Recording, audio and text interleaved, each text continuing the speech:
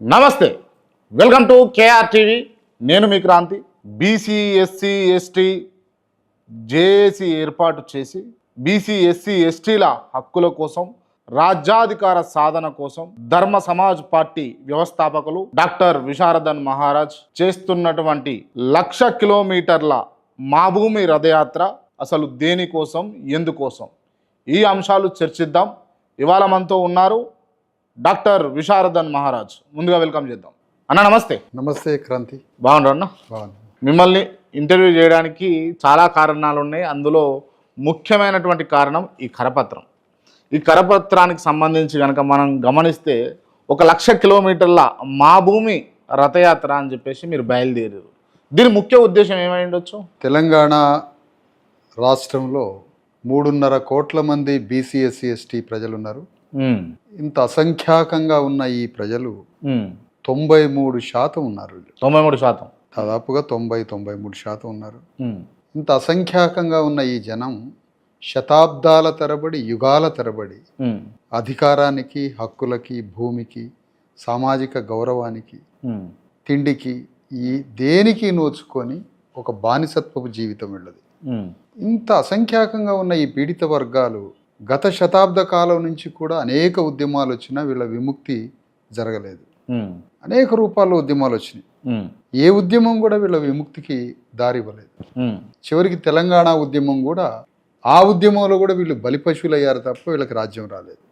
చిట్ట చివరిగా తెలంగాణ గడ్డ మీద ఈ అణగారిన వర్గాలందరినీ ఏకతాటిపై రాజ్యాధికారం చేజిక్కించాలి, ఈ ప్రజలకి అధికారం అందాలి అని తెలంగాణలో బీసీ ఎస్సీ ఎస్టీల ఒక జేఏసీని స్థాపించాం ఈ మధ్యకాలంలో 31వ తారీఖు.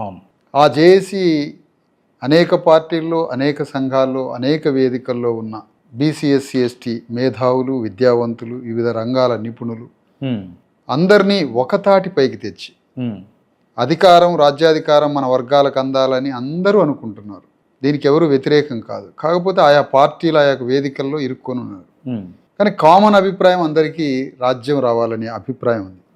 కాబట్టి వీళ్ళందరినీ ఒక వేదిక మీదకి తేవడానికి బీసీ ఎస్సీ ఎస్టీ జేఏసీని తెలంగాణలో స్థాపించడం జరిగింది. ఆ వేదిక మరియు ధర్మ సమాజ్ పార్టీ రెండు సంయుక్తంగా ఇంకొన్ని వేదికలను కూడా కలుపుకొని 1,00,000 కిలోమీటర్ల మా భూమి రథయాత్ర బాబాసాహెబ్ అంబేద్కర్ జయంతి ఆదిలాబాద్ ప్రాంతం నుంచి ఏప్రిల్ 14 నుండి ఈ రథయాత్ర ప్రారంభమై 2028 జూలై 11వ తారీఖు 3 సంవత్సరాల 3 నెలలు ఈ రథయాత్ర సాగుతూ ఉంటుంది.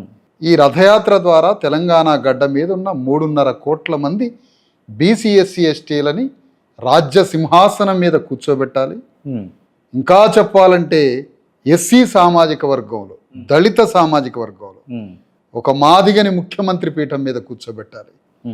ఆ కాలం తర్వాత ఒక బీసీ వర్గాన్ని ముఖ్యమంత్రి పీఠం మీద కూర్చోబెట్టాలి.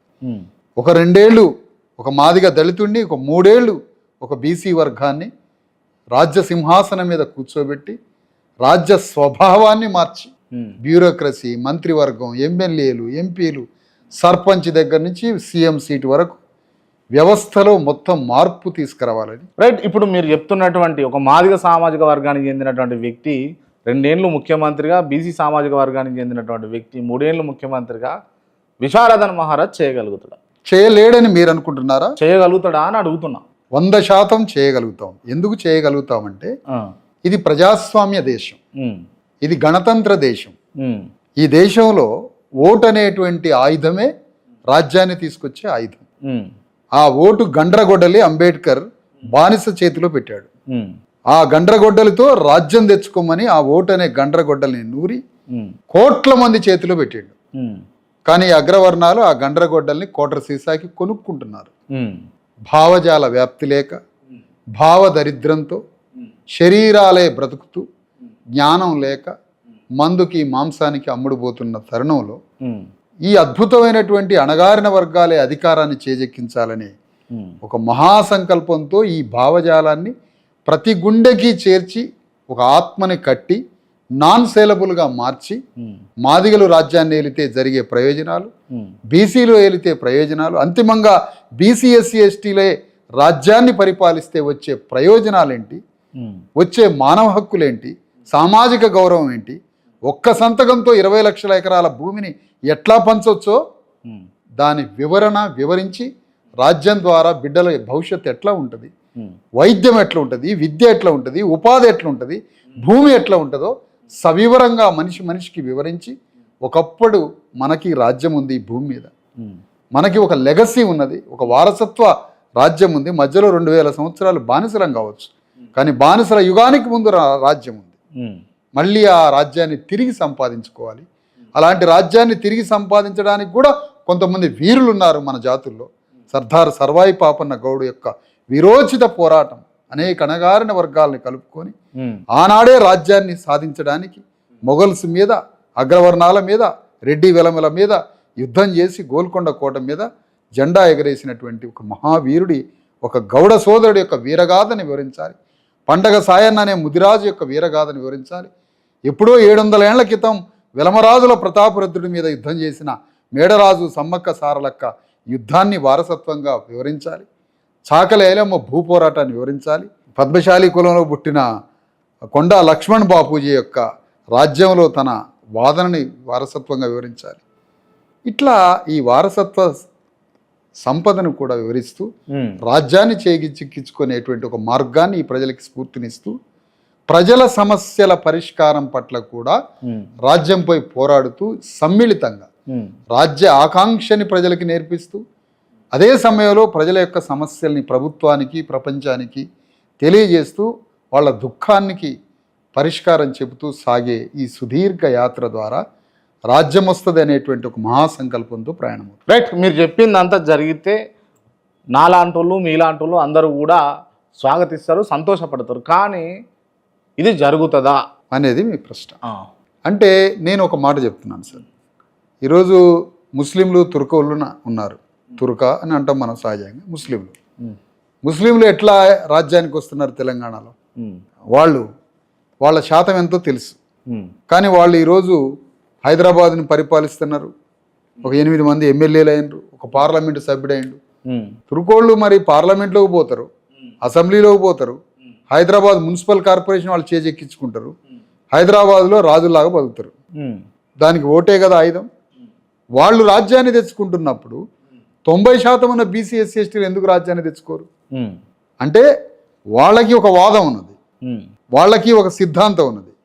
బీసీ ఎస్సీ ఎస్టీలకు సిద్ధాంతం లేదు, భూమిక లేదు, చెప్పేవాడు లేడు, నిర్మాణం లేదు, సంఘం లేదు, వేదిక లేదు, లక్ష్యం లేదు, గమ్యం లేదు, డెస్టినీ లేదు, దీపస్తంభం లేదు.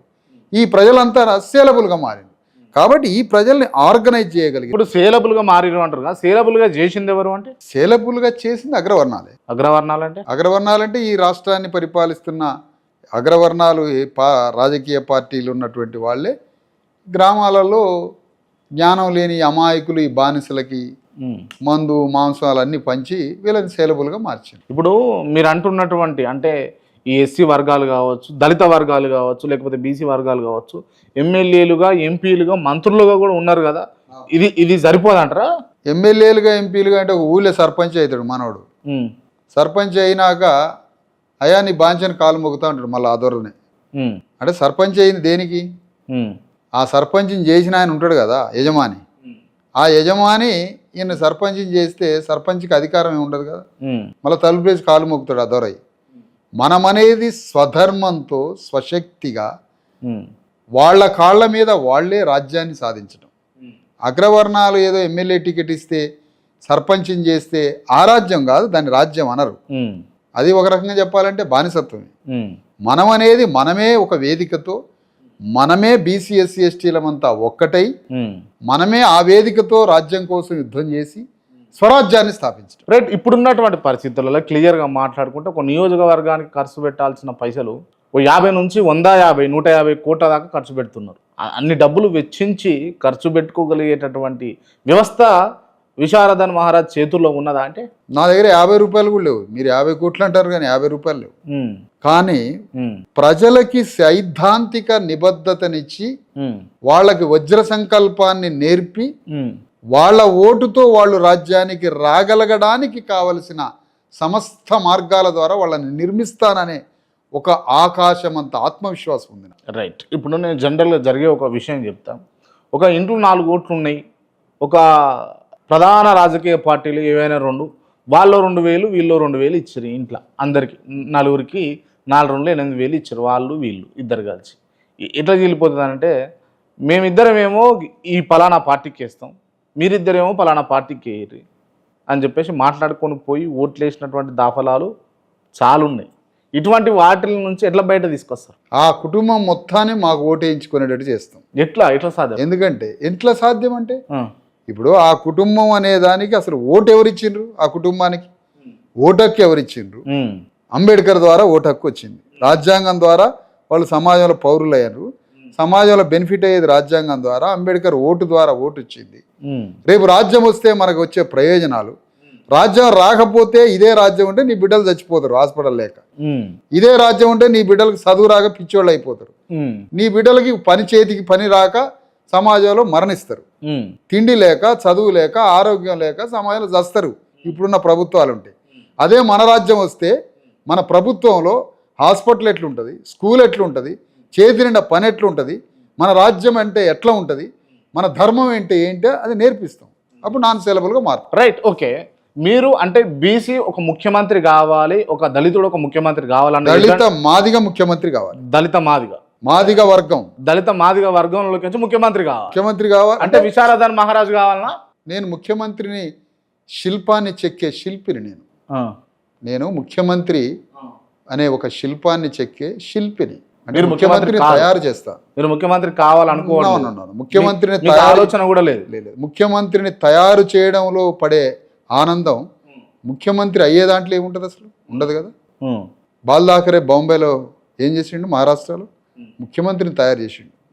కాన్షీరామ్ ఏం చేసిండు? ముఖ్యమంత్రిని తయారు చేసిండు. అంటే మరో కాన్షీరామ్, విశారదన్ మహారాజు, మరో బాల్ ఠాక్రే అంటారు, అంతేనా? నేను అట్లా అన్నా, మీకు అర్థం కావడానికి చెప్తున్నా, ఒక నిర్వచనాన్ని అర్థం కావడానికి చెప్తున్నా. కాన్షీరామ్ కాలిగోటికి అంటిన ధూళిలో ఒక పరమాణువుతో సమానం నేను.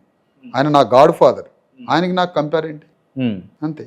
ఇప్పుడు విషయం ఏంటంటే ఒక దళిత మాదిగ జాతికి చెందినటువంటి వ్యక్తి ముఖ్యమంత్రి కావాలి, అట్లే బీసీలలో ఉన్నటువంటి వ్యక్తి ముఖ్యమంత్రి కావాలన్నది మీ కోరిక. భారతదేశాన్ని ఏలుతున్నటువంటి నరేంద్ర మోదీ గారు బీసీ వర్గానికి చెందిన వ్యక్తులే అని చెప్పేసి వాళ్ళే చెప్పుకుంటారు కదా, ఎందుకు మారలేదు అని అంటే? ఇప్పుడు రాజ్యం వేరు, ఒక పోస్ట్ వేరు. మొదట మోడీ అనే వ్యక్తి ఆయన బీసీ కాదు, బలత్కార బీసీ. బీసీ కాదా? బీసీ కాదు. బలత్కార బీసీ అంటే? బలత్కార బీసీ అంటే బలవంతంగా ఆ చట్టంలో బీసీగా చేర్పించుకోవడం. సహజ బీసీలు వేరు, బలత్కార బీసీలు వేరు. సహజ బీసీ అంటే ఆనాడు ఉన్నటువంటి లెక్కల్లో సమాజంలో భూమిపుత్రులైనటువంటి బీసీలు శూద్రుల్ని చేర్పించారు. నరేంద్ర మోడీ ఎప్పుడో 20 ఏళ్ల క్రితమే తన వర్గాన్ని బీసీలో చేర్పించుకున్నాడు. అది ఒక వ్యాపార వర్గం. ఇక్కడ సేట్లు ఎట్లుంటారో అక్కడ వాళ్ళు సేట్లు, ఆ సేట్లని బలవంతంగా షెడ్యూల్లో చేర్పించారు, అక్కడ లిస్ట్ చేశారు. కాబట్టి అక్కడ బీసీ అయ్యిండు. ద సేమ్ టైం ఒక బీసీ వ్యక్తిని ఆ పోస్టులో కూర్చోబెట్టి ఇది బీసీ అధికారం, ఇది బీసీ రాజ్యం అనలేరే. ఎందుకు అనలేరు అంటే రాజ్య స్వభావంలో మార్పు రావాలంటే ముఖ్యమంత్రి పీఠం ఒక్కటి కాదు, ప్రజాస్వామ్యంలో మొత్తం యంత్రాంగం మారాలి. టోటల్ యంత్రాంగం ట్రాన్స్ఫార్మ్ కావాలి. అంటే ఎమ్మెల్యేల ప్రాతినిధ్యం, ఎంపీల ప్రాతినిధ్యం, కింద గ్రామ సర్పంచ్ నుంచి రాజ్య వ్యవస్థలో ఉన్న ప్రతినిధులంతా ప్రజాప్రతినిధులు మారిపోవాలి, అణగారిన వర్గాల చేతిలోకి రావాలి. టోటల్ బ్యూరోక్రసీ మొత్తం, ఎస్పీలు, ఐఏఎస్లు, చీఫ్ సెక్రటరీలు, ప్రిన్సిపల్ సెక్రటరీలు, టోటల్ బ్యూరోక్రసీ ఎంఆర్ఓ దాకా కింద ఉన్నటువంటి గ్రామ పంచాయతీ అధికారి వరకు అణగారిన వర్గాల బ్యూరోక్రసీ రావాలి. అణగారిన వర్గాల ఎమ్మెల్యే, ఎంపీలు, ప్రజాప్రతినిధులు రావాలి. ఆ తర్వాత ఉన్నటువంటి సిస్టంలో ఉన్నటువంటి వ్యవస్థ మొత్తం అణగారిన చేతిలోకి ట్రాన్స్ఫర్ అయినప్పుడు దాన్ని అధికారం అంటారు తప్ప జస్ట్ ఏదో ముఖ్యమంత్రి పీఠం మీద ఆయన కూర్చోబెడితే, లేకపోతే అంజయ్యని ముఖ్యమంత్రిని చేస్తే ఆ రోజుల్లో కార్మికుడే కాబట్టి కార్మిక రాజ్యం అని ఇట్లా కాదు. రాజ్యం మొత్తం ట్రాన్స్ఫార్మ్ కావాలి. అది ఇక్కడ జరగాల్సిన. అంటే ఒకవేళ ఒక బీసీ సామాజిక వర్గానికో ఎస్సీ సామాజిక వర్గానికో ముఖ్యమంత్రి పదవి ఇస్తే ఈ ట్రాన్స్ఫర్మేషన్ కావాలంటే 30 ఏళ్ళు 40 ఏళ్ళు పడుతుంది. అయితే ఎప్పుడు ఈ మీరు చెప్తున్నటువంటి ట్రాన్స్ఫర్మేషన్ కావాలంటే 30 ఏళ్ళు 40 ఏళ్ళు ఏం పట్టదు. నేను అనుకోవడం 3 ఏళ్ల నుంచి 10 ఏళ్ళు పట్టచ్చు. ఏంది దాని ప్రణాళిక ఏంది, ఎట్లా చెప్పగలుగుతారు? ఏమన్నా ప్రణాళిక ఏముంది? భావజాల వ్యాప్తి కదా. భావజాల వ్యాప్తి అని అంటే ప్రజల్లో అంటే బ్యూరోక్రసీలో కూడా ఈ వర్గాలన్నీ నిండాలి, బీసీ ఎస్సీ ఎస్టీలు నిండాలి అని అంటే కూడా దానికి ఒక వ్యవహారం అనేది ఉంటుంది. దాంట్లో ఎట్లా ఫిలప్ చేస్తారు, అందులో ఉన్న వాళ్ళని ఎట్లా చైతన్యం చేస్తారు, సర్పంచుల కాంచెల్ని ముఖ్యమంత్రి దాకా ఎట్లా చేస్తారు. బాబాసాహెబ్ అంబేద్కర్ వల్ల బ్రాహ్మణులు అగ్రవర్ణాలు ఎంతమంది ఉన్నారో అధికారులు, ఎస్సీ ఎస్టీ బీసీలు కూడా అంతే మంది అధికారులు ఉన్నారు.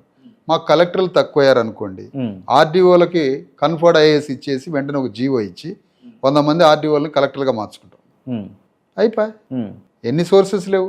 ప్రతి దాంట్లో మేము ఎట్లా దాన్ని బ్యూరోక్రసీగా మార్చుకోవాలో మా దగ్గర అవకాశాలు ఉంటాయి. అది అధికారం ఉన్నప్పుడు ఎటైనా మార్చవచ్చు, అది పెద్ద పనేం కాదు.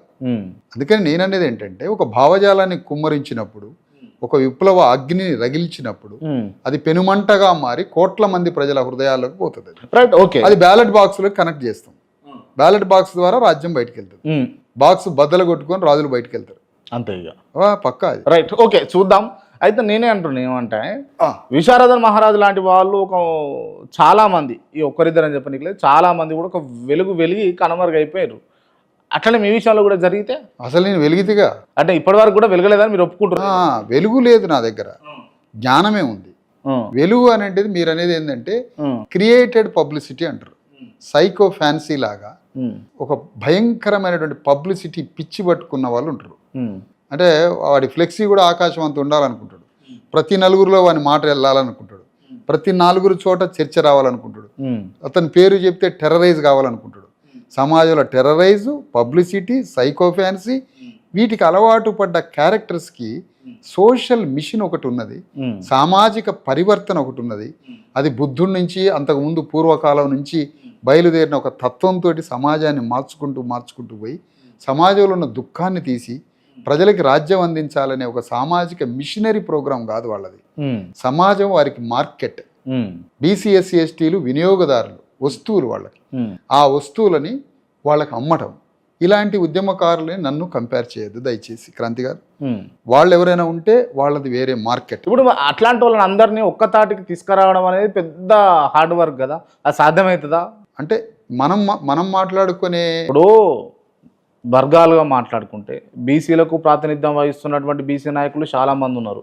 ఇప్పుడు బీసీ ఉద్యమాన్ని ముందుకు తీసుకుపోతున్నటువంటి జాజుల శ్రీనివాస్ కావచ్చు, ఆర్ కృష్ణయ్య కావచ్చు, లేకపోతే ఎక్సెట్రా చాలామంది ఉన్నారు. అట్లా ఎస్సీ వర్గాలలో ఉన్నటువంటి ప్రాతినిధ్యం వహిస్తున్నటువంటి వర్గాలలో నాయకులు చాలామంది ఉన్నారు. విశారదన్ మహారాజు కావచ్చు, ఆర్ఎస్ ప్రవీణ్ కుమార్ కావచ్చు, లేకపోతే మందకృష్ణ మాదిగ గారు కావచ్చు, ఇట్లా చాలామంది ఉన్నారు. వీళ్ళందరూ ఎట్లా ఏకీకృతం అవుతారు, ఎప్పుడు ఒక తాటి మీదకి వస్తారు అంటే నేను అనేది ఏంటంటే ఇక్కడ మీరంటున్న పేర్లే ప్రామాణికం కాదు. సమాజంలో అనేక వ్యవస్థలు, వేదికలు, మనుషులు ఉన్నారు. పైకి కనిపించే ఫిగర్స్ ఒక్కటే కాదు కదా. ఇక్కడ ఏంటంటే వాళ్ళ పార్టీలలో వాళ్ళ హక్కుల ఉద్యమాలతో ముడిపడి రాజ్యంతో ఉండేటువంటి ఒక పద్ధతి ఉంటుంది.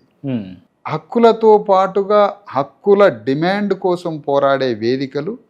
వాళ్ళని మేమేం కోరుతున్నామంటే ఒక రాజ్యం మన హక్కులు చేసినంత మాత్రాన, మనకి జీవో ఇచ్చినంత మాత్రాన ఆ రాజ్యానికి కృతజ్ఞతగా ఉండాల్సిన అవసరం లేదు. రాజ్యం మీద యుద్ధం కొనసాగుతూనే ఉండాలి, హక్కుల పోరాటం కొనసాగుతూనే ఉండాలి తప్ప రాజ్యం మనకి జీవో ఇచ్చిందని రాజ్యం ముందు మోకరిల్లాల్సిన అవసరం లేదు. అంటే అన్నం పెట్టిన వాళ్ళకి సున్నం పెట్టాలంటారు, అంతేనా? అన్నం పెట్టిన వాళ్ళకి సున్నం పెట్టాలి. అసలు అన్నం వాడిదా? నువ్వేం మాట్లాడుతున్నావు తమ్ముడు? అన్నం వాడిదా అంటనా? అన్నం ఎవడిది? ప్రజలది. ప్రజలు సృష్టించిన శ్రమ నుంచి అన్నం తయారైంది. అన్నం వాడిదా? రాజ్యాంగ హక్కు అది, భారత రాజ్యాంగ హక్కు. ఆ హక్కుని నా యుద్ధం ద్వారా, నా పోరాటం ద్వారా రాజ్యాంగంలో ఉన్న హక్కుని సంపాదించినప్పుడు వాడిది అన్నం అయిద్దా? అన్నం మాది. సన్నబియ్యం సృష్టించి సన్నబియ్యాన్ని వండినవాడు, సన్నబియ్యాన్ని పండించినవాడు, సన్నబియ్యాన్ని సృష్టించినవాడు, వాడికి సన్నబియ్యం ఉచితంగా పెడతారా? అంటే ఉచితంగా పెట్టినోడు వాడేం పెట్టినోడు అయిందా? అన్నం ఎవరిది అనేది ప్రశ్న. మీరు సామెత చెప్పగానే సరిపోలే. అన్నం ఎవరిది అని అడుగుతున్నా. ఈ రాజ్యం ఎవడి సొత్తు? పంచభూతాలు ఎవడి సొత్తు? భూమి ఎవడి సొత్తు? రాజ్యం ఎవడి సొత్తు? వాడి అన్నం ఎట్లా అవుతుంది? నా రాజ్యాంగ హక్కు అది, నా హ్యూమన్ రైట్ అది. నా హక్కుని న్యాయంగా, ధర్మంగా ఈ సమాజంలో నాకు రావలసిన వాటాని న్యాయబద్ధంగా నా వాటా నాకు ఇవ్వండి. ఇది రిపబ్లిక్ స్టేటు. ఎవ్రీ హ్యూమన్ హెడ్కి ఈక్వల్ షేర్ ఉంటుంది అనేది రాజ్యాంగ మౌలిక ప్రాథమిక ప్రియాంబుల్ సూత్రం అది. నువ్వేమన్నా నీ సొంత ఇంట్ల నుంచి నువ్వు నాకు పెడుతున్నావా?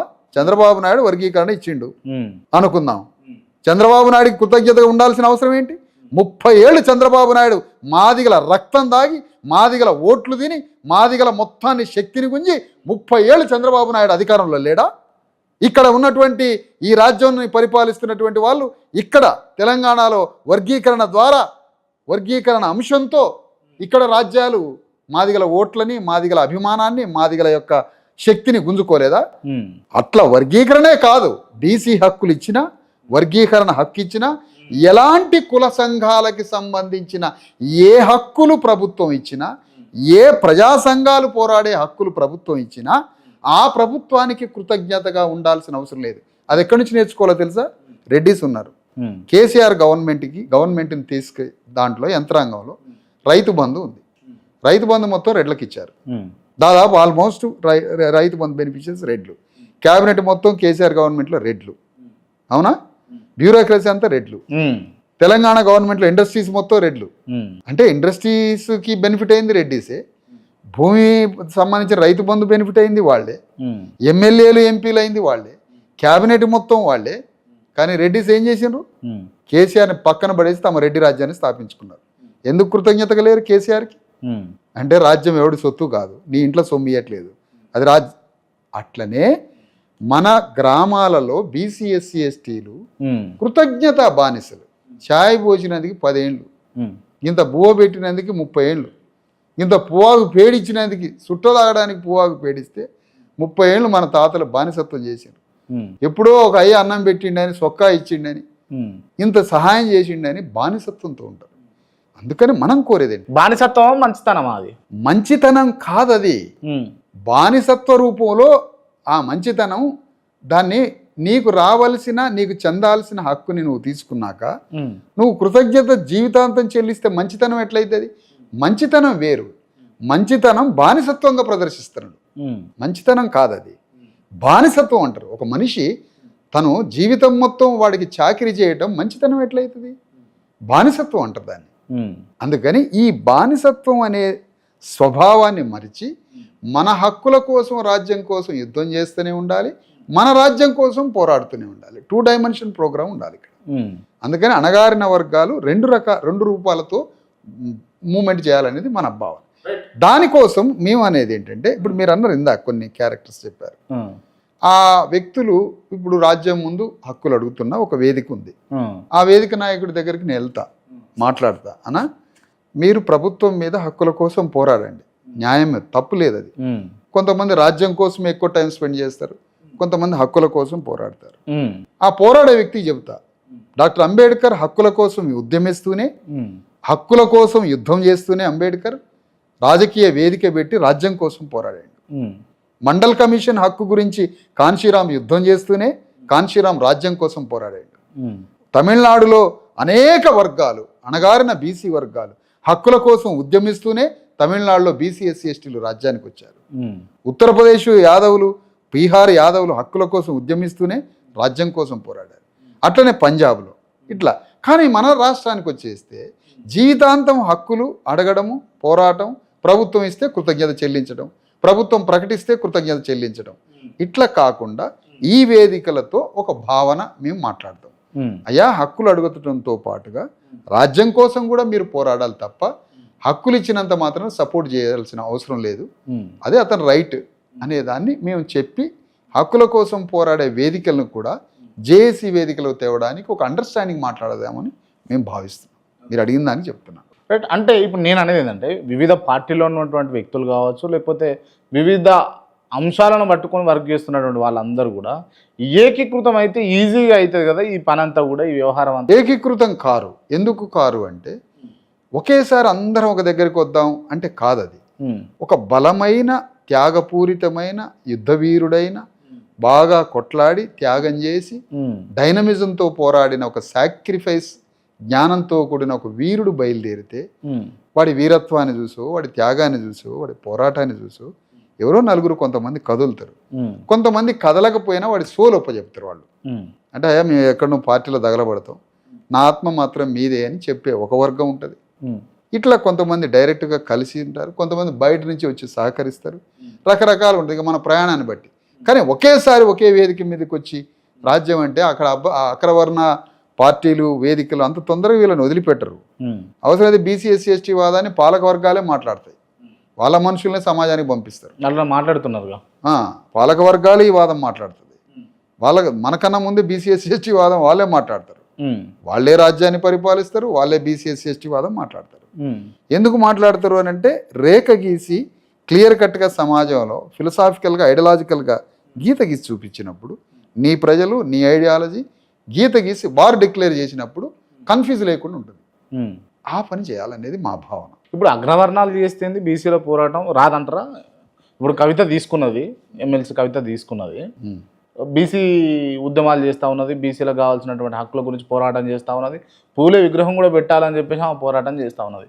ఇప్పుడు ఆమె తీసుకోవడం వల్ల తప్పేం ఉన్నది? తప్పేమని ఉన్నదా? అంటే తప్పు లేదు, తప్పేం కాదు. అది తప్పు ఉందని మేమేం అనట్లే. అవి మంచి ఆలోచన లేవు. పూలే విగ్రహం పెట్టాలనడం మంచి ఆలోచనే, ఆ హక్కుల గురించి పోరాడడం మంచి ఆలోచనే, దాంట్లో ఏం తప్పు లేదు. కానీ ఈ వర్గాలకి రాజ్యమే రావాలి అనే ఆలోచనతో పోరాడితే దాన్ని అభినందించాలి. అణగారిన వర్గాలే రాజ్యాన్ని ఏలాలనేటువంటి ఒక విశాలమైనటువంటి సత్యంతో కూడిన ఒక మేజర్ అభిప్రాయం ఉంటుంది కదా, అది దానికి కోయిన్సైడ్ అయినప్పుడు వాళ్ళని మనం అభినందించవచ్చు. హక్కులు అడిగినంత మాత్రం దాన్ని నేను తప్పు పట్టాల్సిన అవసరం లేదు, అడగవచ్చు, ఎవరైనా అడుగుతారు. అది ఈ 42 రిజర్వేషన్స్కి సంబంధించి సాటిస్ఫైడ్గా ఉన్నారంటారా బీసీ వర్గాలందరూ కూడా? బీసీ వర్గాలు అంటే వాస్తవానికి స్టాటిస్టిక్స్ అంతకుముందు కూడా కొంత కరువు అయినాయి, కానీ అసంతృప్తిగానే లెక్కల జనాభా గణించారు. అది సంపూర్ణంగా గణించలేదు, లెక్కలు తక్కువైనాయి, అనేక కులాల సంఖ్యను కూడా తగ్గించడం జరిగింది. దానికి అనేక కారణాలు ఉన్నాయి. ఎందుకంటే దేశం మొత్తం మీద అత్యంత బీసీ ఎస్సీ ఎస్టీ జనాభా ఉన్నది తెలంగాణలో. అది ఎంత అంటే వాళ్ళ పరుగు పోయేంత అగ్రవర్ణాల పరుగు. అంటే బిలో 1% వాళ్ళు రూల్ చేయటం, బిలో 4%, 5% రెడ్డిస్ రూల్ చేయడం, ఇట్లా వీళ్ళు రూల్ చేస్తుంటే చూడటానికి కూడా బాగాలే ప్రపంచం ముందు. ఇంత తక్కువ సంఖ్య ఉన్నోడు రాజ్యాన్ని ఏలడం ఏంటి, 93% ఉన్నోడు ఇట్లుండటం ఏంటి? ఇది సమాజానికి బాగాలేదు కాబట్టి ప్రపంచానికి వాళ్ళ సంఖ్యను పెంచుకున్నారు. రేపు ఈడబ్ల్యూసీ రిజర్వేషన్స్ని జడ్జిమెంట్ చేసుకోవడానికి కూడా పెంచుకున్నారు. ఇట్లా అనేక కారణాలు ఉన్నాయి దానికి. కాబట్టి కొంత శాతం పెంచుకున్నారు. వాస్తవానికి 93 కాకపోయినా 90% అయినా రావాల్సి ఉండే జనాభా, కానీ దాన్ని ఒక 5% తేడాలు చూపించినట్టుగా మొన్న కనిపిస్తా ఉంది. ఇది సంగతి. అందుకని రాజకీయ చైతన్యము అనేది రావడమే ఇక్కడ ప్రధానమైనటువంటి విషయం. రాజకీయ చైతన్యము లేకపోబట్టే కదా అణగారిన వర్గాలు అధికారంలో లేనిది. రాజకీయ చైతన్యము ఎవరికి ఉన్నది తెలంగాణలో అంటే రెడ్డి వెలమలకు ఉంది. రెడ్డి వెలమలకి రాజకీయ చైతన్యం ఉండడానికి తార్కాణమే వాళ్ళ అధికారంలో ఉండడం. రాజకీయ చైతన్యం లేకపోవడం అనేదే బీసీ ఎస్సీ ఎస్టీలు అధికారంలో లేకపోవడం. అందుకని రాజకీయ చైతన్యానికి కొలమానం ఏంటి అంటే రాజ్యంలో భాగస్వామ్యం ఉండడమే రాజకీయ చైతన్యానికి కొలమానం.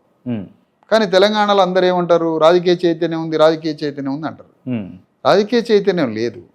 అగ్రవర్ణ పార్టీలకి వాళ్ళకి ఒక ఫోర్స్ లాగా, ఒక రా మెటీరియల్ ఫోర్స్ లాగా, ఒక సమిధలయ్యే సైనికుల్లాగా, వాళ్ళ పోరాటానికి ఒక రా మెటీరియల్ లాగా ప్రజలు ఉపయోగపడుతున్నారు తప్ప రాజకీయ చైతన్యం కాదు అది. ఒక వ్యవసాయం చేసేటప్పుడు అందులో గొడ్లు శ్రామికులు పనిచేస్తారు, అన్నంత మాత్రాన వ్యవసాయంలో వాళ్ళకి భాగం ఉందని కాదు కదా అర్థం.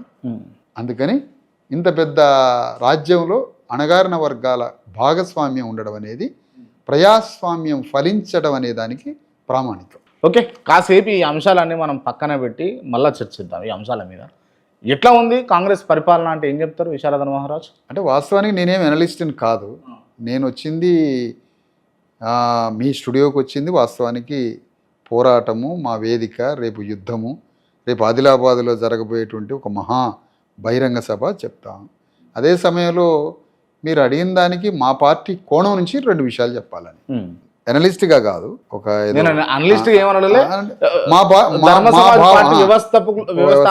లేదా బీసీ ఎస్సీ ఎస్టీ ప్రజల కోణం నుంచి మీకు చెప్పాల్సిన అవసరం కూడా ఉన్నది మీరు అడిగిన దానికి. చెప్పండి. అంటే కాంగ్రెస్ పార్టీ అయినా, టీఆర్ఎస్ పార్టీ అయినా, బీజేపీ పార్టీ అయినా 3 పార్టీలు ఒకే వర్గానికి సంబంధించిన వాళ్ళు. అంటే వీళ్ళు ఒక వర్గం అంటే వీళ్ళ వర్గం అంటే ఉన్నత వర్గం, క్యాపిటలిస్ట్ వర్గం, ఫ్యూడల్ క్యాపిటలిస్ట్ వర్గం. అంటే వీళ్ళు భూస్వామ్య పెట్టుబడిదారీ వ్యవస్థ. వీళ్ళ భూముల్ని, ఆస్తుల్ని, వీళ్ళ రాజ్యాన్ని కాపాడుకోవడానికి ఇంత అసంఖ్యాకంగా ఉన్న 3.5 కోట్ల మందికి అబద్ధాలు చెప్పాలి, మాయమాటలు చెప్పాలి, ఏదో ఒక విషయంలో ఎంగేజ్ చేయాలి, వీళ్ళలో విప్లవాత్మక ఆలోచనలు, సామాజిక స్పృహ, ఆర్థిక విముక్తి, రాజకీయ కాంక్ష ఇలాంటివి ఏమీ రాకుండా వీళ్ళని అనేక విషయాల్లో ఎంగేజ్ చేస్తూ వీళ్ళ ఎమోషన్స్ని రెచ్చగొట్టి ఎన్నికలు వచ్చినప్పుడు చికెను, క్వార్టర్ సీసా మందుకి ఒక్కొక్క నియోజకవర్గంలో 50 కోట్లు ఖర్చు పెట్టుకుంటూ వీళ్ళని ఒక భావోద్వేగాలను రెచ్చగొట్టి వీళ్ళని 3.5 కోట్ల మందిని ఒకేసారి వాళ్ళ వలలల్లో పడేసుకొని రాజ్యం తెచ్చుకుంటారు వీళ్ళు. ఇదంతా మైండ్ గేమ్ ప్రోగ్రామ్ అంటారు దీన్ని. ఒక పక్కా మైండ్ గేమ్, మాంత్రిక విద్యలు ఇవి. ఈ మాంత్రిక విద్యలతోటి రకరకాల మాయమాటలు చెప్పుకుంటూ ఎలక్షన్స్ టైంలో లిక్కరు, చికెను, మటన్ను పెట్టి ఓట్లను దండుకొని మనిషికి 2,000 ఇచ్చి కొల్లగొట్టుకొని తెలంగాణలో ఉన్న భూముల్ని, రాజ్యాన్ని, ఇండస్ట్రీస్ని, సంపదని వీటిని హోల్డ్ చేసి పెట్టుకునే కమ్యూనిటీస్. ఈ కమ్యూనిటీస్ హోల్డ్లోనే బీజేపీ ఉంది, టీఆర్ఎస్ ఉంది, కాంగ్రెస్ ఉంది. కాబట్టి కాంగ్రెస్ రాగానే దాంతో ఏదో పెద్ద పెనుమార్పులు వస్తాయని, లేదా మళ్ళీ టీఆర్ఎస్ వస్తే ఏదో పెనుమార్పులు వస్తాయని, లేదంటే బీజేపీ వస్తే మార్పులు వస్తాయి అనేది ఆ ఆలోచనే తప్పు. మరి ఏదొస్తే మార్పు వస్తుంది? అణగారిన వర్గాల రాజ్యం వస్తే మార్పు వస్తుంది. బీసీ ఎస్సీ ఎస్టీల రాజ్యం వస్తే మార్పు వస్తుంది. అంటే ధర్మ సమాజ్ పార్టీ రావాలంటారు. ధర్మ సమాజ్ పార్టీ రావాలి, బీసీ ఎస్సీ ఎస్టీ జేఏసీ లాంటి ఒక ఉద్యమ వేదికల భాగస్వామ్యంతో రాజ్యం రావాలి, ధర్మ సమాజ్ పార్టీ లాంటి అణగారిన వర్గాల రాజ్యం రావాలనే వేదికల కలగలిపిన ఒక రాజకీయ అధికారం వారి చేతికి రావాలి. అప్పుడు మార్పు వస్తుంది తప్ప సమాజంలో నేను పటేల్, మా తాత పటేల్, మా నాన్న పటేల్, మా ముత్తాత పటేల్ అనేమో పటేల్ ఆయన రాజ్యానికి వస్తాడు, నేను దొరని, మేము మొదటి నుంచి దొరలం అన్న ఆయన రాజ్యానికి వస్తాడు. అంటే 2000 సంవత్సరాల నుంచి దొరలే తెలంగాణ నేలిండు, 2000 సంవత్సరాల నుంచి పటేళ్లే రాజ్యాన్ని నేలిండు. మళ్ళా ప్రజాస్వామ్యంలో, పార్లమెంటరీ విధానంలో, గణతంత్ర ప్రజాస్వామ్య వ్యవస్థలో నేను పటేల్, నా తండ్రి పటేల్, మా తాత పటేల్, మా ముత్తాత పటేల్, నా తండ్రి దొర, నేను దొర అని మళ్ళీ వీళ్ళే రాజ్యాన్ని వెళ్తే ఇది ప్రజాస్వామ్యం ఎట్లయితే? ఒక చాకలి అసెంబ్లీలోకి ప్రవేశించొద్దా? ఒక యాదవుడు తనకు రావాల్సిన ప్రజాస్వామ్య ప్రాతినిధ్యంగా అసెంబ్లీలోకి పోవద్దా? ఒక గౌడ, ఒక యాదవ్, ఒక ముదిరాజు, ఒక గంగపుత్ర, ఒక చాకలి, మంగలి, కుమ్మరి, మేదరి, వంజరి ఇట్లా అనేక అసంఖ్యాక కులాలు, పద్మశాలీలు తమ వాటా తీసుకోవద్దా? విశ్వకర్మలు తమ వాటా తీసుకోవద్దా? అసెంబ్లీ ముఖం చూడనటువంటి 100 కులాలు అసెంబ్లీలోకి పోయి రాజ్యాన్ని పట్టుకొని రాజ్యాన్ని పరిపాలించి తమ కులానికి, తమ వర్గానికి కావలసిన విముక్తి ఎక్కడ ఏ చట్టంలో దాగి ఉన్నదో తమ విధిరాతను మార్చుకునే చట్టం చేసుకోవద్దు ఆ కులాలు అసెంబ్లీలోకి పోయి. అంటే ఇప్పుడు చెప్తున్నటువంటి కులాలన్నింటిలో కూడా కొంతవరకు ఉన్నప్పటికీ కొంతవరకు అసెంబ్లీలకే అడుగు పెట్టిన కులాలు ఉన్నాయి కదా. ఇప్పుడు వాటిలో చైతన్యం లేకుండా అగ్రవర్ణాలు చేసినాయా, లేకపోతే వాళ్లకు చైతన్యమే లేదా? వాళ్లలో సహజంగా సామాజిక వ్యవస్థలో ఎప్పటి నుండో సామాజిక వ్యవస్థలో అణగారిన వర్గాలకి భూమి లేదు, మొదటి నుంచి అణగారిన వర్గాలకి విద్య లేదు, భూమి లేదు, విద్య లేదు, జ్ఞానం లేదు, సమాజంలో ఆర్థిక స్థితి లేదు. ఏది లేనప్పుడు సహజంగానే జ్ఞానం లేదు. ప్రజాస్వామ్యం వచ్చి ఎన్నికలు వచ్చినా కూడా సహజంగా డల్గానే ఉంటాడు. మరి అప్పుడు లేనప్పుడు ఇప్పుడు డల్గా ఉన్నప్పుడు ఇతని డల్నెస్ని, ఇతని అమాయకత్వాన్ని మరింత అమాయకత్వంగా మార్చి అతని ప్రాతినిధ్యాన్ని కూడా అగ్రవర్ణాలే కొట్టేస్తారు. ఇప్పుడు మీరు ఒక మాటలో చెప్పాలంటే కాంగ్రెస్ పార్టీ పరిపాలన మీద మీరు 100కి ఎన్ని మార్కులు వేస్తారు? 100కి 0 మార్కులు వేస్తారు. ఎందుకు మార్కులు వేయాలి? ఏముందని మార్కులు వేయమంటారు చెప్పు? వారు ఇచ్చినటువంటి 6 గ్యారెంటీలు ఇంప్లిమెంటేషన్ చేసుకుంటూ పోతున్నారు. ఏం గ్యారెంటీ ఒకటి చెప్పండి. బస్సు, ఆర్టీసీ బస్సు ఉచితంగా మహిళలకు కేటాయింపు చేశారు. అంటే బస్సులో 200 యూనిట్ల కరెంట్ ఇస్తున్నారు. బస్సులో ఎక్కి దిగడం అనేది ఏంటి? రవాణా సౌకర్యం. అంటే బస్సు ఎక్కి దిగితే విముక్తి, అది ఆ ఫెసిలిటేట్ చేశారు కదా. ఆ మాట అన్నప్పుడు ఒక హెడ్కి, ఒక మనిషికి రాజ్యానికి ఎంత ట్యాక్సులు కడతారో ఆ ట్యాక్సులలో మాకు వచ్చింది, మాకు ఇచ్చేది ఎంత, మేము కట్టే ట్యాక్సులు ఎంత లెక్కలు చేసి మిగతా ఇచ్చేయమనండి. మేము అప్పుబడి ఉంటే మేమే ఇచ్చేస్తాం. మా ట్యాక్సులతో ప్రాజెక్టులు కడతారు, మా ట్యాక్సులతోటి 1,00,000 కోట్లు పెట్టి ప్రాజెక్టులు కడతారు. ఓకేనా? ఆ ప్రాజెక్టులు కట్టి ఆ ప్రాజెక్టుల కింద మాకేం లాభం ఉండదు, కానీ మా ట్యాక్సులతో ప్రాజెక్టులు కడతారు. మా తలల మీద అప్పులు తీసుకొని వస్తారు. మా తలల మీద అప్పులు తీసుకొని వస్తే ఆ అప్పు కట్టాలి మళ్ళీ మేము ఎప్పటికైనా. అప్పు కట్టకపోయినా ద్రవ్యోల్బణం ఏర్పడి రూపాయిలో పతనం అయిపోయి మనిషికి బో కూడా దొరకదు ఎన్ని కోట్లున్నా. ఆ స్థితి కన్నా రాజ్య ఆర్థిక వ్యవస్థను తీసుకొస్తారు. అంటే మా తలల మీద అప్పులు తెస్తారు, మా తలల నుంచి ట్యాక్సులు తీసుకుంటారు. మేము ఇచ్చేటువంటి సారా తాగి ట్యాక్సులు కడితే, వస్తువులకు ట్యాక్సులు కడితే దాంతో రాజ్యాన్ని వెళ్తారు. మరి మాకు ఇచ్చేదెంత? ఆర్టీసీని బతికించింది ఎవరు? అణగారిన వర్గాలు కాదా? ఆర్టీసీ అగ్రవర్ణాలది కాదు, అణగారిన వర్గాలు ఆర్టీసీని బతికించిండ్రు 50 ఏళ్ల నుంచి. కాబట్టి ఆర్టీసీ బస్సు ఎక్కినంత మాత్రాన 6 గ్యారెంటీలు చేసినట్టు కాదు కదా. మనిషికి కావలసినటువంటి విద్య, విప్లవాత్మకమైన విద్యను తీసుకొని రావాలి. యూరప్ దేశాల్లో, అమెరికా దేశాల్లో ఎడ్యుకేషన్ సిస్టమ్ ఎట్లుంది, దానికి సంబంధించినటువంటి ప్రతిపాదనలు ఒక్కటన్నా వీళ్ళు అమలు చేస్తారా? ఎడ్యుకేషన్లో విప్లవాన్ని తీసుకురమ్మనండి. ₹1 ఫీజు లేకుండా అద్భుతమైనటువంటి ప్రభుత్వ విద్యని, ఉచిత విద్యని. ఈ ప్రైవేట్ స్కూల్ అని ఏమైతే ఒకవేళ అవి తీసుకొస్తే అప్పుడు ఒక అండర్స్టాండింగ్ రావాలి. ప్రైవేట్ స్కూల్స్, గవర్నమెంట్ స్కూల్స్ అన్నీ కలిసి కూర్చొని మాట్లాడి దాన్ని ఎట్లా మెర్జ్ చేస్తారో, ఎట్లా దేన్ని గవర్నమెంట్ టేక్ ఓవర్ చేస్తుందో అదంతా ఒక అగ్రిమెంట్. పెద్దలు ఉంటారు కదా చాలామంది, అంతా మాట్లాడుకుంటే మా లాంటి వాళ్ళని అడిగితే పాలసీ ఎట్లా చేయాలని కూడా చెప్తాం మేము. ప్రైవేట్ స్కూల్స్ని ఎందుకు తీసేస్తారు? ప్రైవేట్ స్కూల్స్ని, గవర్నమెంట్ స్కూల్స్ని, గతంలో ఎన్నో ప్రైవేట్ ఆర్గనైజేషన్ స్కూల్స్ని కూడా అఫిలియేటెడ్గా మార్చుకున్నది గవర్నమెంట్. ఇట్లా ఎన్నో చేసుకోవచ్చు, అది పెద్ద విషయం కాదు. కానీ రేవంత్ రెడ్డి కాంగ్రెస్ ప్రభుత్వం మీరు అన్నట్టుగా మార్కులు వేయాలంటే వేద్దాం, 100 మార్కులకు 100 వేద్దాం. ఏం చేయాలి అప్పుడు? తెలంగాణలో అణగారిన వర్గాలకి 10 లక్షల ఎకరాల భూమిని పంచమనండి, మార్కులు వేయడానికి సిద్ధం. తెలంగాణలో ఉన్నటువంటి 1 కోటి మంది పని లేక, ఉపాధి లేక, నిరుద్యోగులుగా ఉన్నటువంటి ఈ ప్రజలకి చేతి నిండా గౌరవప్రదమైన ఉపాధిని ఇవ్వమనండి, ఉద్యోగాలు మొత్తం ఫిలప్ చేయమనండి. విద్యలో విప్లవాత్మకమైన మార్పులు తీసుకొచ్చి ఎల్కేజీలో చేర్పిస్తే పీజీ వరకు యూరప్, అమెరికా, చైనా వృత్తి విద్య లాంటి అత్యున్నతమైనటువంటి మంచి ఎడ్యుకేషన్ సిస్టమ్ విత్ ఫుడ్ ఫెసిలిటీతో, బోర్డింగ్ తోటి, అన్నింటితో ఒక మంచి రెవల్యూషనరీ ఎడ్యుకేషన్ ఇవ్వమనండి, మంచి హాస్పిటల్స్ కట్టేయమనండి. ఇంతకన్నా మార్పు ఏముంటుంది? ఇవన్నీ చెప్తున్నారు కదా, ఇవన్నీ చేయాలన్న ఆలోచనలు వాళ్ళకు ఉంటాయి అంటారా? ఫస్ట్ వాళ్ళకు ఉండవు. ఎందుకంటే ప్రైవేట్ హాస్పిటల్స్ బతకాలిగా. ప్రైవేట్ హాస్పిటల్స్ ఉన్నాయి హైదరాబాద్లో, రెడ్డిసి, వెల్మాసి, కమ్మాస్ హాస్పిటల్స్ ఉన్నాయి. ఈ హాస్పిటల్స్ వందల వేల కోట్ల రూపాయల వ్యాపారం చేసేటువంటి వ్యాపార కేంద్రాలు ఈ హాస్పిటల్స్.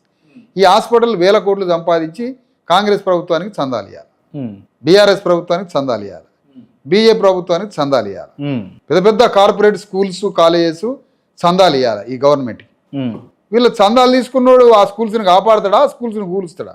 కాపాడాల్సిందే. వాడు కార్పొరేట్ వాడు ఎమ్మెల్సీ అవుతాడు, ఒక కార్పొరేట్ స్కూల్స్ పెట్టుకున్నాడు ఎమ్మెల్సీ అవుతాడు. అంటే కంచే చేయని వేయటం అన్నట్టు. ఎవడైనా కార్పొరేట్ స్కూల్ పెట్టుకున్నాడు ప్రభుత్వ విద్యని బతికించడానికి టీచర్స్ ద్వారా ఎమ్మెల్సీ అవుతాడా అండి? ఇది అసలు ప్రపంచంలో ఇంతకన్నా పెద్ద జోక్ ఉంటుందా? ఒక ప్రపంచంలో ఇంతకన్నా ప్రభుత్వ విద్యా వ్యవస్థని బ్రతికించడానికి విద్యా వ్యవస్థ తరఫు నుండి కార్పొరేట్ స్కూల్స్ నడిపేటోడు ఎమ్మెల్సీ అవుతాడు. దీనికి అణగారిన వర్గాలు ఓట్లేస్తారు, అగ్రవర్ణాలు ప్రపోజ్ చేస్తారు. అంటే మన చైతన్యం ఎక్కడ దాకా పోతుంది అంటున్నా. అందుకని నేనేమన్నానంటే, విద్యలో రెవల్యూషన్ తేవాలంటే అగ్రవర్ణ కార్పొరేట్ విద్యా వ్యవస్థలే ఈరోజు ప్రభుత్వాలకు పైసలు ఇస్తున్నాయి. అగ్రవర్ణ కార్పొరేట్ హాస్పిటల్సే ప్రభుత్వానికి, పాలకులకి, పార్టీలకి, అగ్రవర్ణ పార్టీలకి వాళ్ళకి అండర్స్టాండింగ్ ఉంటుంది. అందుకని రాజ్యం అంటే ఒక రేవంత్ రెడ్డో లేకపోతే రాజ్యం అంటే కేసీఆర్ కాదు. రాజ్యం అంటే భూస్వాముల, పెట్టుబడిదారుల, అగ్రవర్ణాల, అగ్రవర్గాల, అగ్రవర్ణ బ్యూరోక్రసీ, అగ్రవర్ణ ఇండస్ట్రీస్, అగ్రవర్ణ భూస్వామ్య పెట్టుబడిదారుల అందరి అల్లికతో కూడిన కలయికే ప్రభుత్వం, రాజ్యం. దానికి సింబాలిక్గా ఒకటి కనిపించచ్చు, కానీ వాళ్ళందరి అల్లిక, క్లాస్ కల్చర్తో కూడిన అల్లిక వాళ్ళది ప్రభుత్వం. సింబాలిక్గా వాళ్ళు ఉండొచ్చు కాక, అంటే అంతా ఒకటే అనమాట. అందుకని ఒక పోలీస్ స్టేషన్కి కాంగ్రెస్ పార్టీ దళితుడు పోయింది అనుకోండి, కాంగ్రెస్ పార్టీ దళితుడు పోయిండు పోలీస్ స్టేషన్ న్యాయం చేయమని. అదే పోలీస్ స్టేషన్కి అధికారం లేని టీఆర్ఎస్ రెడ్డి ఆయన పోయిండు, ఎవరి పని అవుతుంది? కాంగ్రెస్ అధికారంలో ఉంది, కాంగ్రెస్ దళితుడు పోలీస్ స్టేషన్కి పోయిండు. అధికారం లేని రెడ్డి, టీఆర్ఎస్ రెడ్డో బీజేపీ రెడ్డో పోలీస్ స్టేషన్కి పోయిండు. ఆ పోలీస్ స్టేషన్లో కాంగ్రెస్ అధికారంలో ఉన్న కాంగ్రెస్ దళితుడికి ఆ పోలీస్ స్టేషన్లో న్యాయం జరగదు, కనీసం కుర్చీ కూడా వేయరు. కానీ ఒక రెడ్డి, ఒక రావు వాళ్ళు అధికారంలో లేని బీజేపీ టీఆర్ఎస్ నుంచి వాళ్ళు పోలీస్ స్టేషన్ పోతే అక్కడ కుర్చీ వేసి అతని పని పోలీస్ స్టేషన్లో చేసి పెడతారు. అంటే అర్థం ఏంటి? అక్కడ రాజ్య అల్లికలో వాళ్ళిద్దరూ ఉన్నారు.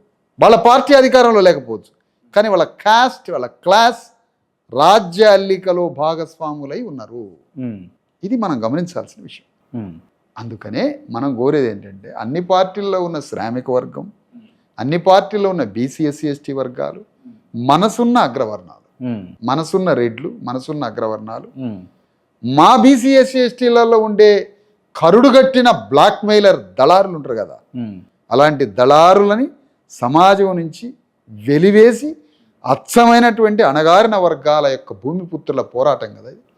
అలాంటి భూమిపుత్రులతోటి చిన్న చిన్న తప్పులు చేస్తూ ఉద్దేశపూర్వకంగా కాకపోయినా తెలిసి తెలవక జ్ఞానం లేక బానిస మనతత్వంతో పాలకుల పట్ల కొద్దిగా తెలిసి తెలియని కృతజ్ఞతతో ఉండే వాళ్ళని కూడా ట్రాన్స్ఫార్మ్ చేసుకొని మార్చుకొని అగ్రవర్ణ పార్టీలలో ఉండేటువంటి దళితులు కృతజ్ఞత బానిసలాగా ఉండకుండా వాళ్ళను కూడా ట్రాన్స్ఫార్మ్ చేసుకొని నాలెడ్జ్ తోటి అందరినీ ఆహ్వానిస్తాం ఈ విశాలమైనటువంటి బీసీఎస్సీ ఎస్టీ జేఏసీలో.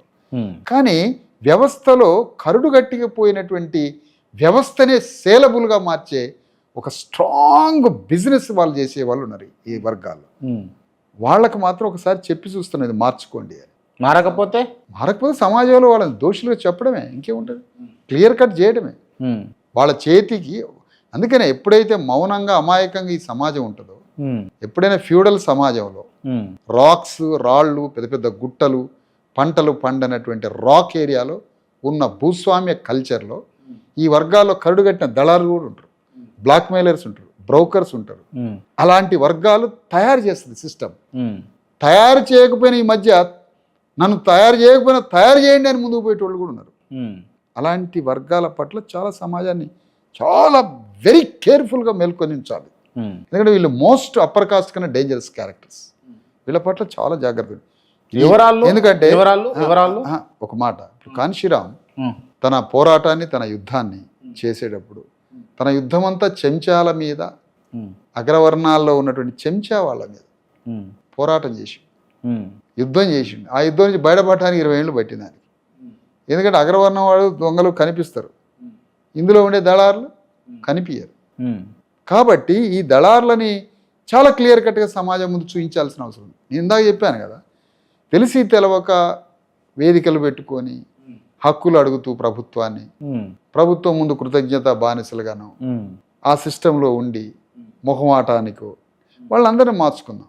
కానీ ఆర్గనైజ్డ్ క్రిమినల్స్ ఉంటారు కదా, motive criminals, motive business mans, అంటే వీళ్ళనే కమ్యూనిటీనే ఒక మార్కెట్గా చూడడం, వాళ్ళ పట్ల మాత్రం చాలా జాగ్రత్తగా ఏరివేసే కార్యక్రమంలో ఉంటాం. ఎవరాళ్ళు అని అడిగిన నేను. సందర్భం వచ్చినప్పుడు చెప్తా కదా, ఇక్కడికే వచ్చి చెప్తా. పొట్ట పేగులు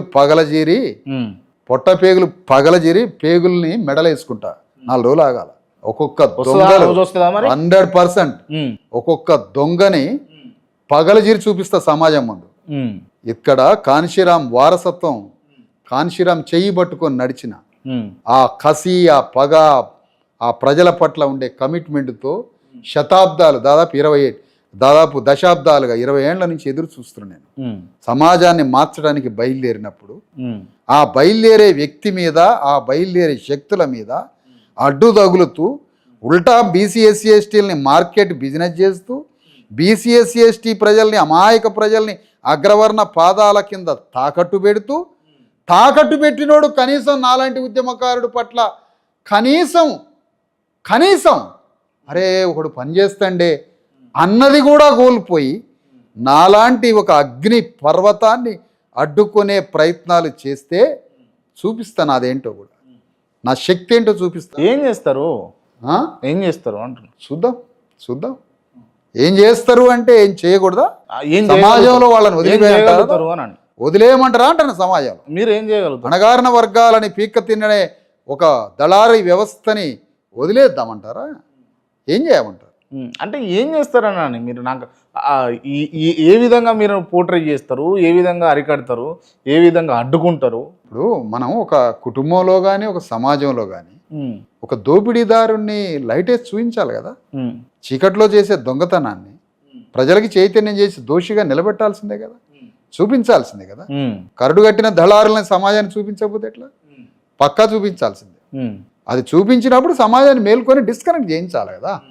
ఇప్పుడు ఒక వ్యక్తులు దోపిడీ చేస్తున్నారు, ప్రజలను అడ్డం పెట్టుకొని, అణగారిన వర్గాలను అడ్డం పెట్టుకొని చేస్తున్నప్పుడు దాన్ని క్లియర్గా ప్రజలకు చూపించాలి కదా. అమాయకత్వంగా విశ్వసిస్తే కదా మోసం. మనం మనం చేసే పని ఏం చేస్తాము? ప్రజల్ని మేల్కొల్పి డిస్కనెక్ట్ చేయడం. అంతకన్నా ఏం చేస్తావు నువ్వు డెమోక్రసీలో, ప్రజాస్వామ్యబద్ధంలో? అదే కదా నువ్వు చేయాల్సింది. నీ ప్రజల్ని మేల్కొలాలి, మేల్కొలిపి నీ ప్రజలకి రైట్ వే చూపించాలి. రైట్ వే చూపించినప్పుడు కల్పిట్స్ ఆటోమేటిక్గా కిల్ అయిపోతారు. ఇప్పుడు నేను పర్సనల్గా మిమ్మల్ని అడిగితే ఏ స్వార్థం లేకుండా విశారదన్ మహారాజ్ ఇవన్నీ చేసుకుంటూ వస్తుండా? పక్క స్వార్థపరుడు నేను, పచ్చి స్వార్థపరుణ్ణి. స్వార్థం సెల్ఫిష్ని నేను. ఏం సెల్ఫిష్ అని అడగాల? నా వర్గాలకు రాజ్యం ఒప్పచెప్పడమే నా అనంతమైన స్వార్థం. నాకు గొప్పగా ఉంటుంది అన్న. ఇట్లా ఇంటర్వ్యూలో క్రాంతి అడిగినప్పుడు విశారదన్ మహారాజ్ చెప్పినప్పుడు గొప్పగా ఉంటుంది. దీన్ని రీల్స్ చేసుకొని మంచి ఆర్ఆర్ వేసుకొని కూడా పబ్లిష్ చేసుకుంటారు.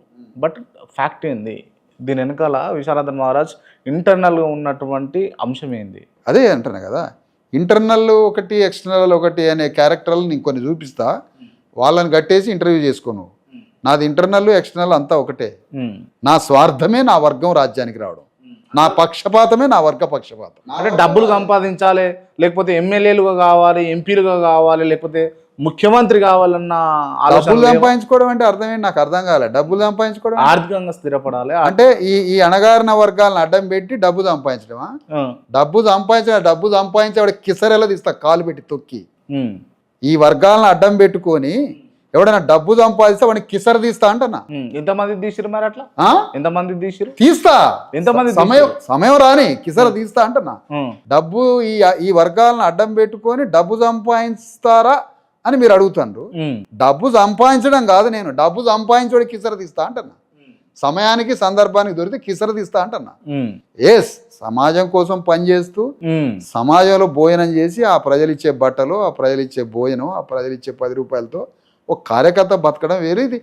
అది సమాజంలో మొదటి నుంచి బౌద్ధ భిక్కుల నుంచో బ్రాహ్మణ పూజారుల నుంచో సమాజంలో అనేక వర్గాలు సమాజం కోసం పనిచేస్తూ బ్రతకొచ్చు.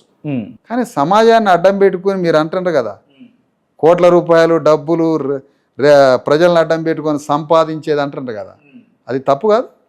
దాన్ని ఒక నైతిక ఆమోద ముద్రలాగా మాట్లాడుతారా మీరు? ఏంటి నాకు అర్థం కాదు.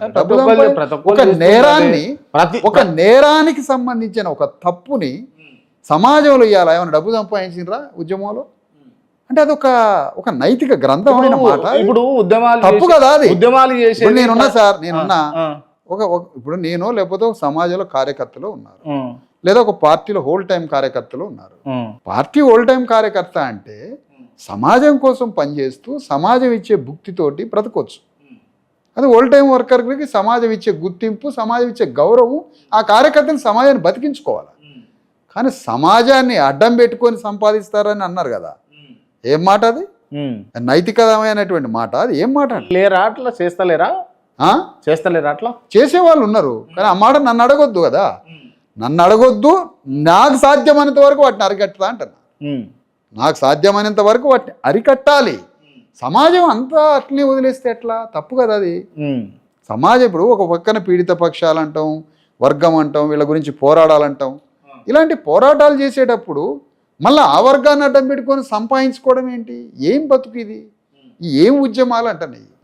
ఇప్పుడు ఒక మనిషి, నీ కుటుంబం ఉంది, భార్య పిల్లలు, నేను సమాజం కోసం పనిచేస్తున్నా అని ఆ సమాజంతో నీ కుటుంబాన్ని బతికించుకో. అది తప్పు కాదు. నువ్వు సమాజం కోసం పనిచేయి, సమాజం ఇచ్చే రూపాయితో అన్నం తిను, సమాజం ఇచ్చే రూపాయితో బట్ట కట్టుకో, రూపాయి ఇస్తే పోరగాళ్ళని చదివించుకో. ఇది తప్పు కాదు. కానీ సమాజాన్ని, సంఘాన్ని అడ్డం పెట్టుకొని కోట్ల రూపాయల డబ్బు సంపాదించుకొని ఒక మెకానిజం చెప్తారు చూడండి, అది తప్పు కాదు సార్. అది ఇక అగ్రవర్ణాలకి వీళ్ళకి తేడా ఏముంది? అగ్రవర్ణాలు అడ్డం పెట్టుకొని ప్రజలను అడ్డం పెట్టుకొని చేసేదానికి తేడా ఏముందంటున్నా. అందుకని సమాజంలో హానెస్టీని, నీతిని పాదుకొల్పాలి మనం.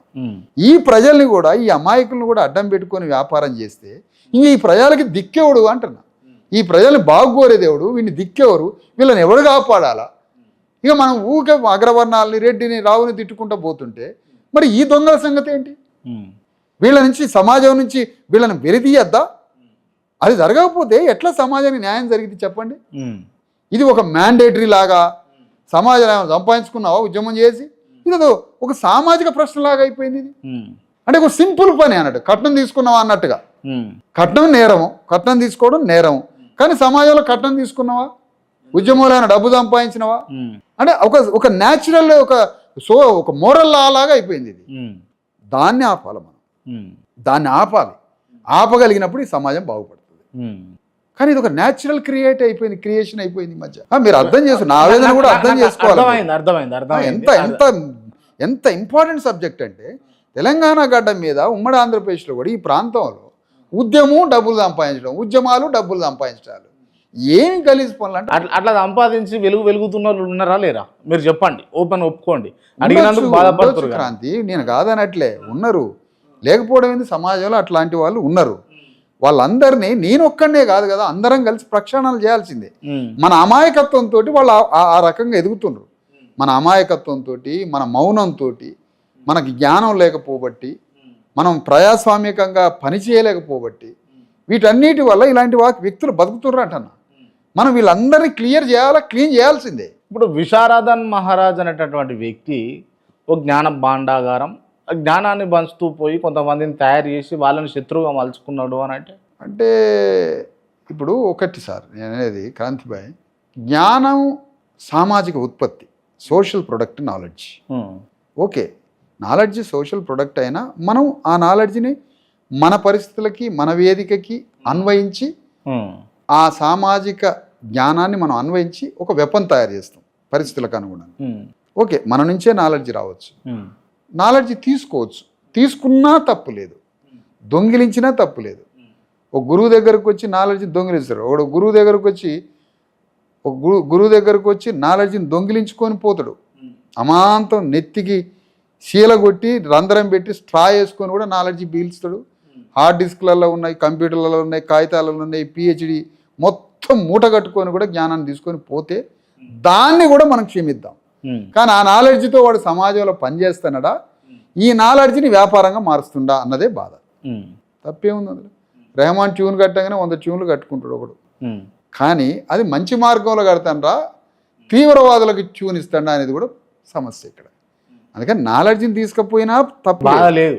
ఆ నాలెడ్జ్తో సమాజాన్ని బాగు చేయడానికి నాలెడ్జ్ని వాడుకుంటే దాంట్లో ఎలాంటి నష్టం లేదు, నో ప్రాబ్లం. నాలెడ్జ్ని కొట్టుకుపోయినారు అన్నది నేను ఆనాడు మీడియాలు లేకపోతే ఇంకోటి మీడియాలకు పోవాలని, పబ్లిసిటీ చేసుకోవాలనేది నాకు తెలియదు.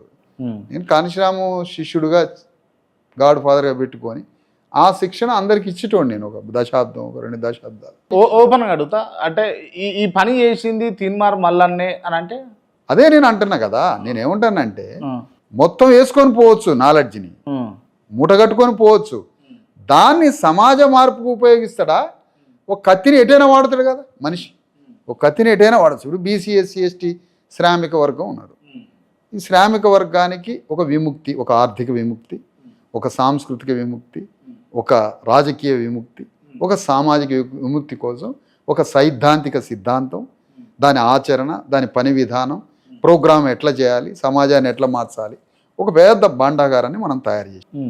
ఈ భాండాగారం అనే ఖడ్గాన్ని తీసుకుపోయి తల మెరిచే కత్తిని తీసుకొని మన సమాజాన్ని కట్టుకునే పద్ధతి ఒకటి ఉంటుంది.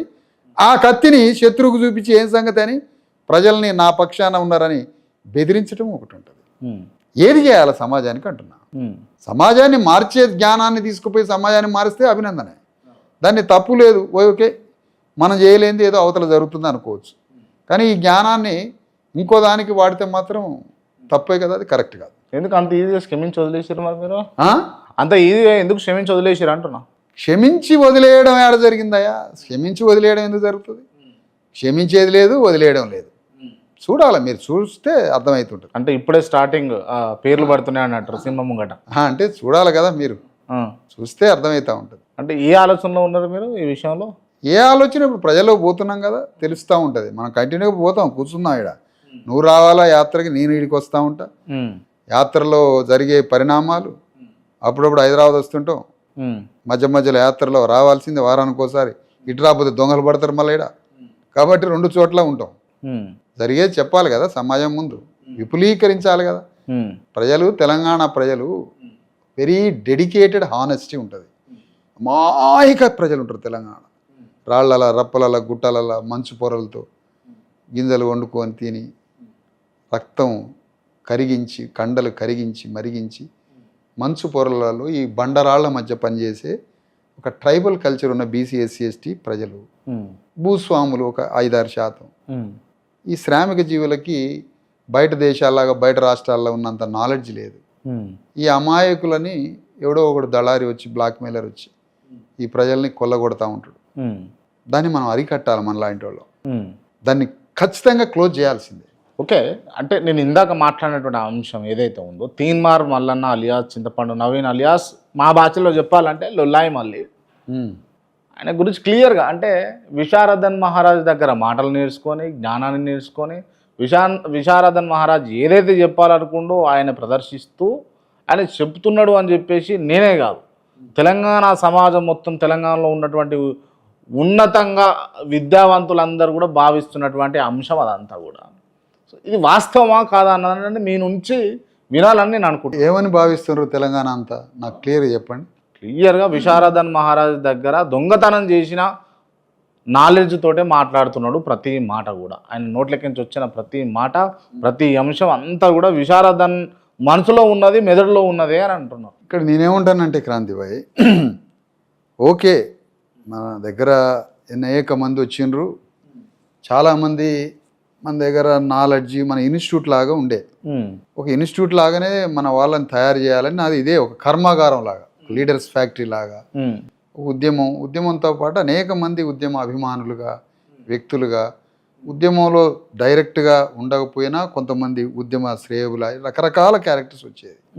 వచ్చినప్పుడు మనకు ఉన్నటువంటి అనేక సామాజిక స్పృహ ఏదైతే ఎంతో కాలంగా చేస్తున్న ఈ పనిని మొత్తాన్ని చెప్పేది, రకరకాలుగా మన ఉద్యమాన్ని తీసుకొని పోయేది.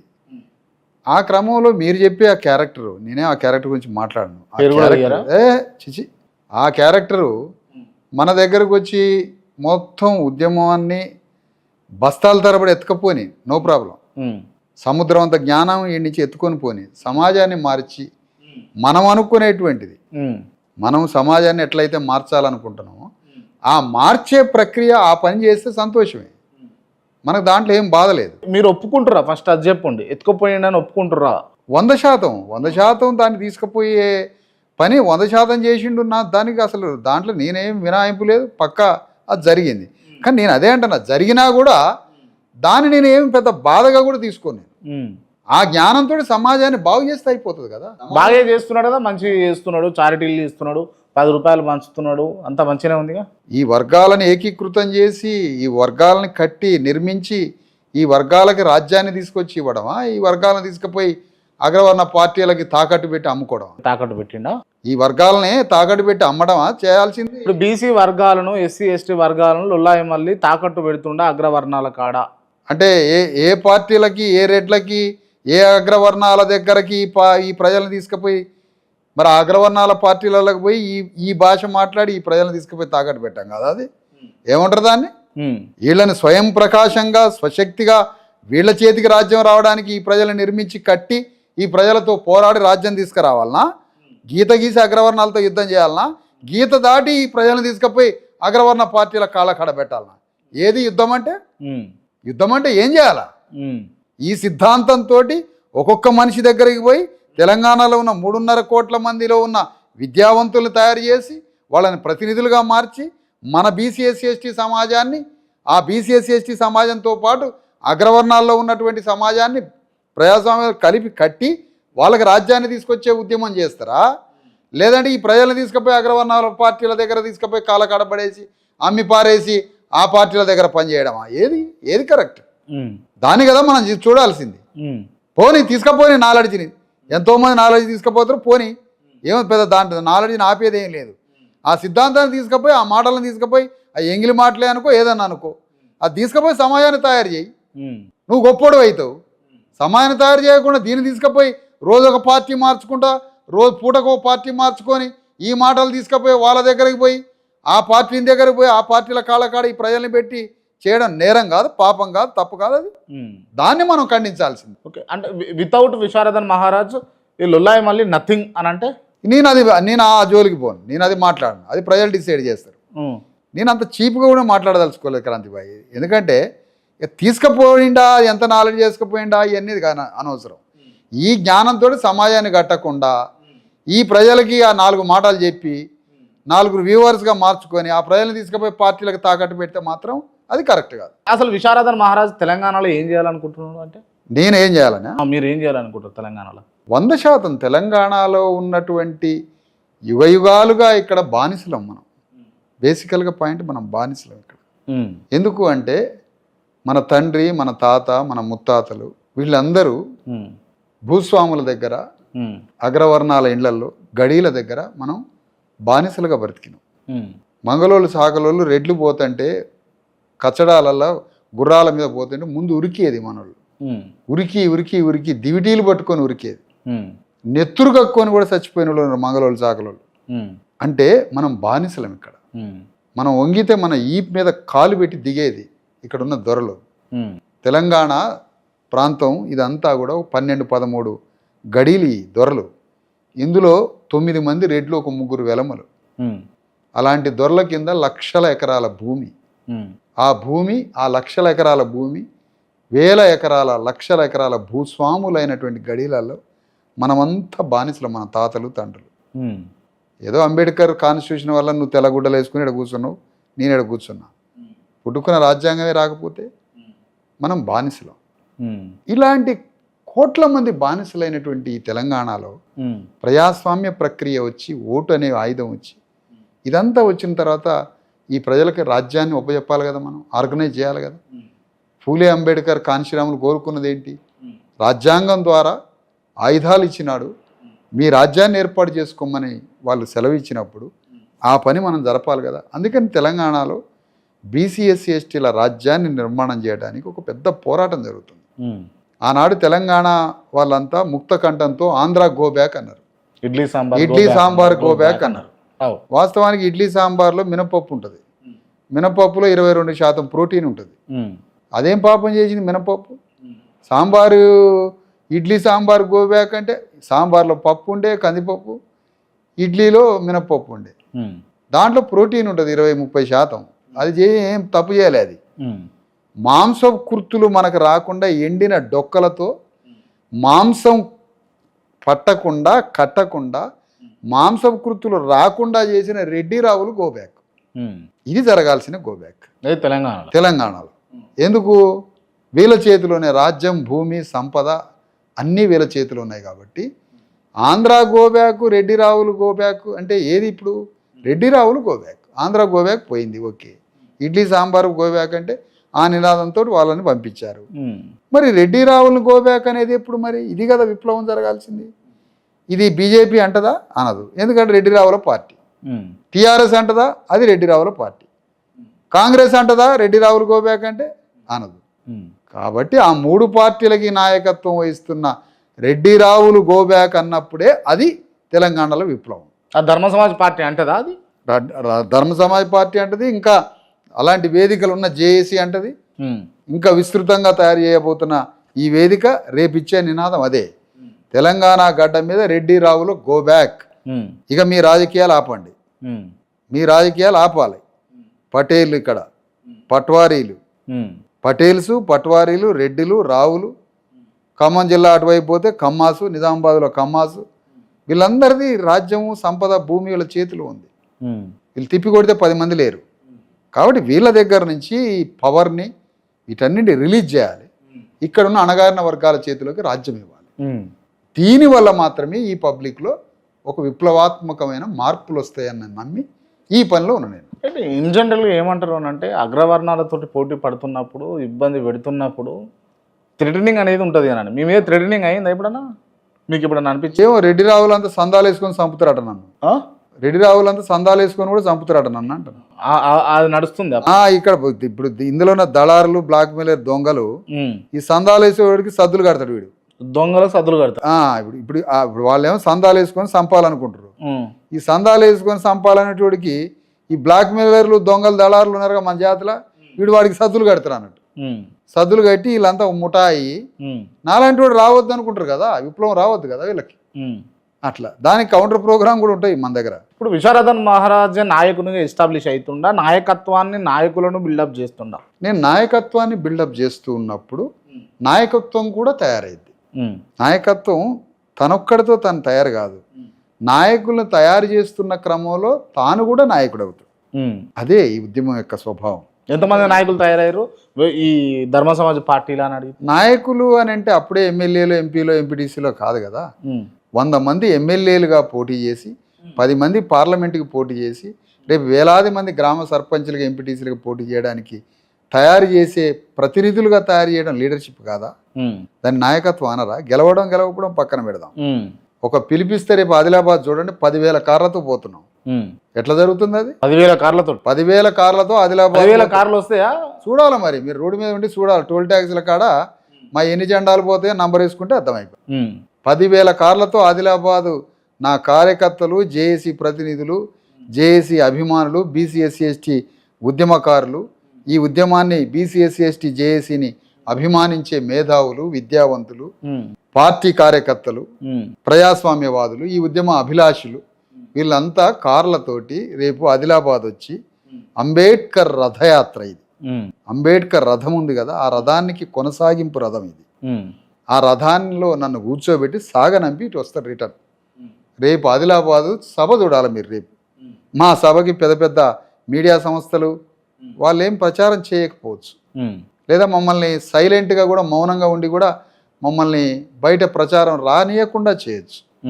కానీ రేపటి మీటింగు అది కటిక శ్రామికులైన, పేదలైన, బీసీ ఎస్సీ ఎస్టీ మధ్యతరగతి పేదలైన, ఉద్యమ భావాన్ని నమ్ముకున్న నికార్సైన, ఉద్యమ భావజాలంతో నిండి ఉన్న బీసీ ఎస్సీ ఎస్టీ రాజ్యాన్ని కోరుకునేటువంటి స్వచ్ఛమైన మనుషుల కలయిక జరగబోతుంది రేపు ఆదిలాబాద్. రైట్. ఇదంతా ఒక వ్యవస్థ నడవాలి అని అంటే ఖచ్చితంగా డబ్బు అవసరం కదా. ఎట్లా సమకూరుస్తుండే విశారదన్ మహారాజ్ అంటే? వ్యవస్థలోనే డబ్బులు ఉంటాయి, వ్యవస్థలోనే డబ్బులు ఉంటాయి. నా ఇంటి ఖర్చుల కోసం పక్కింటోడు ఇస్తాడా అంటున్నా. ప్రతి ఒక్కళ్ళు ఇది అడుగుతారేమండి, నా ఇంటి ఖర్చులకి పక్కింటోడు ఇస్తాడా అంటున్నా. నేను ఏ వ్యవస్థ కోసం కొట్లాడుతానో నా వ్యవస్థలో నుంచే నాకు పైసలు వస్తాయి, నా వ్యవస్థలో నుంచే వస్తాయి అంటే నా పైసలు నా వ్యవస్థలో నేనే సృష్టించుకుంటాను. నా నాయకత్వం కింద నుంచి గ్రామంలో ఉంది. ఇప్పుడు గ్రామంలో మన వాళ్ళు బీసీ ఎస్సీ ఎస్టీలు ఉన్నారు.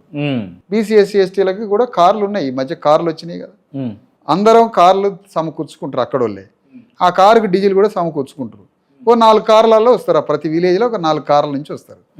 ఇట్లా సమకూర్చుకోకుండా ఊళ్ళో రెడ్డి గారి దగ్గరికి పోయి, ఊళ్ళో రావు గారి దగ్గరికి పోయి, ఆ ఊళ్ళో విషం జిమ్మే ఫ్యాక్టరీ వాడి దగ్గరికి పోయి, ప్రావిడెంట్ ఫండ్ కట్టని ఒక ఫ్యాక్టరీ వాడి దగ్గరికి పోయి, ఆ ప్రజల రక్తం మాంసాలు పీక తినే ఒక కంపెనీ వాడి దగ్గరికి పోయి, లేకపోతే ఒక భూస్వామి దగ్గరికి పోయి నువ్వు కారు పెట్టు, లారీ పెట్టు అన్నావు అనుకో, వాడు కారు పెడతాడు. వాడు ఎలక్షన్లలో నీకు కారు పెడతాడు ప్రచారానికి రమ్మని. అది చేద్దామంటారా? మనం స్వశక్తిగా బయలుదేరాలి. ఇది అందుకని నా వ్యవస్థ నుంచే నేను క్రియేట్ చేసుకుంటా.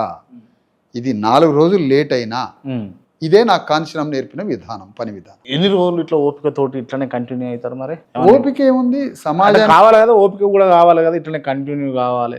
దొంగలు వస్తారు, మీరు చెప్పాలనుకున్న అంశాలను ఎత్తుకొని పోతారు, చెప్తారు. మిమ్మల్ని వెన్నుపోటు పొడుద్దామని చెప్పి చూసేటోళ్ళు ఉన్నారు. మీరు అగ్రవర్ణాలతో పోరాడుతున్న క్రమంలో మీకు థ్రెటనింగ్ కాల్స్ వస్తున్నాయి. ఆల్రెడీ చందాలేసి చంపేతందుకు కూడా రెడీ అవుతున్నారని అంటున్నారు.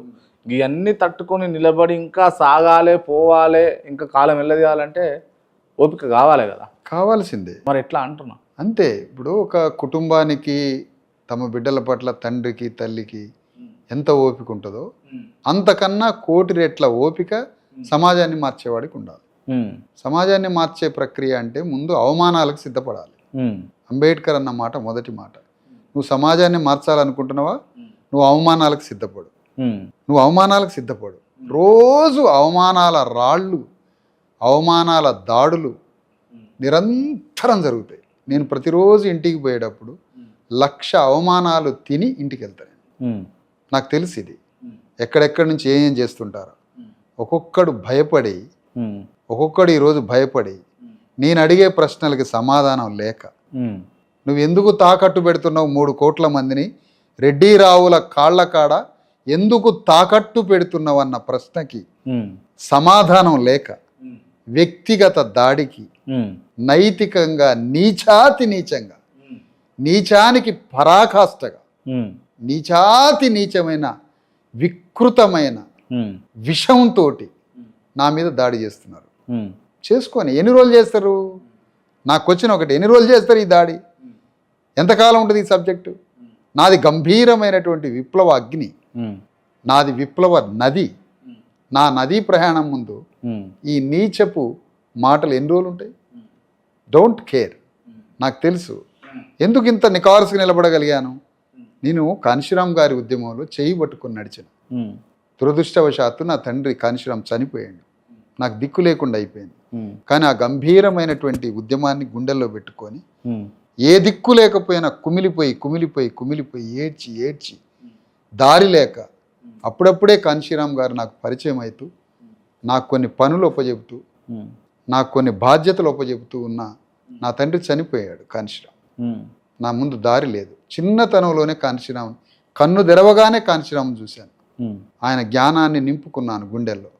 కానీ మార్గ మధ్యంలో కోల్పోయాను. ఇక నేను ఎట్లా నిర్మించాలి ఉద్యమాన్ని?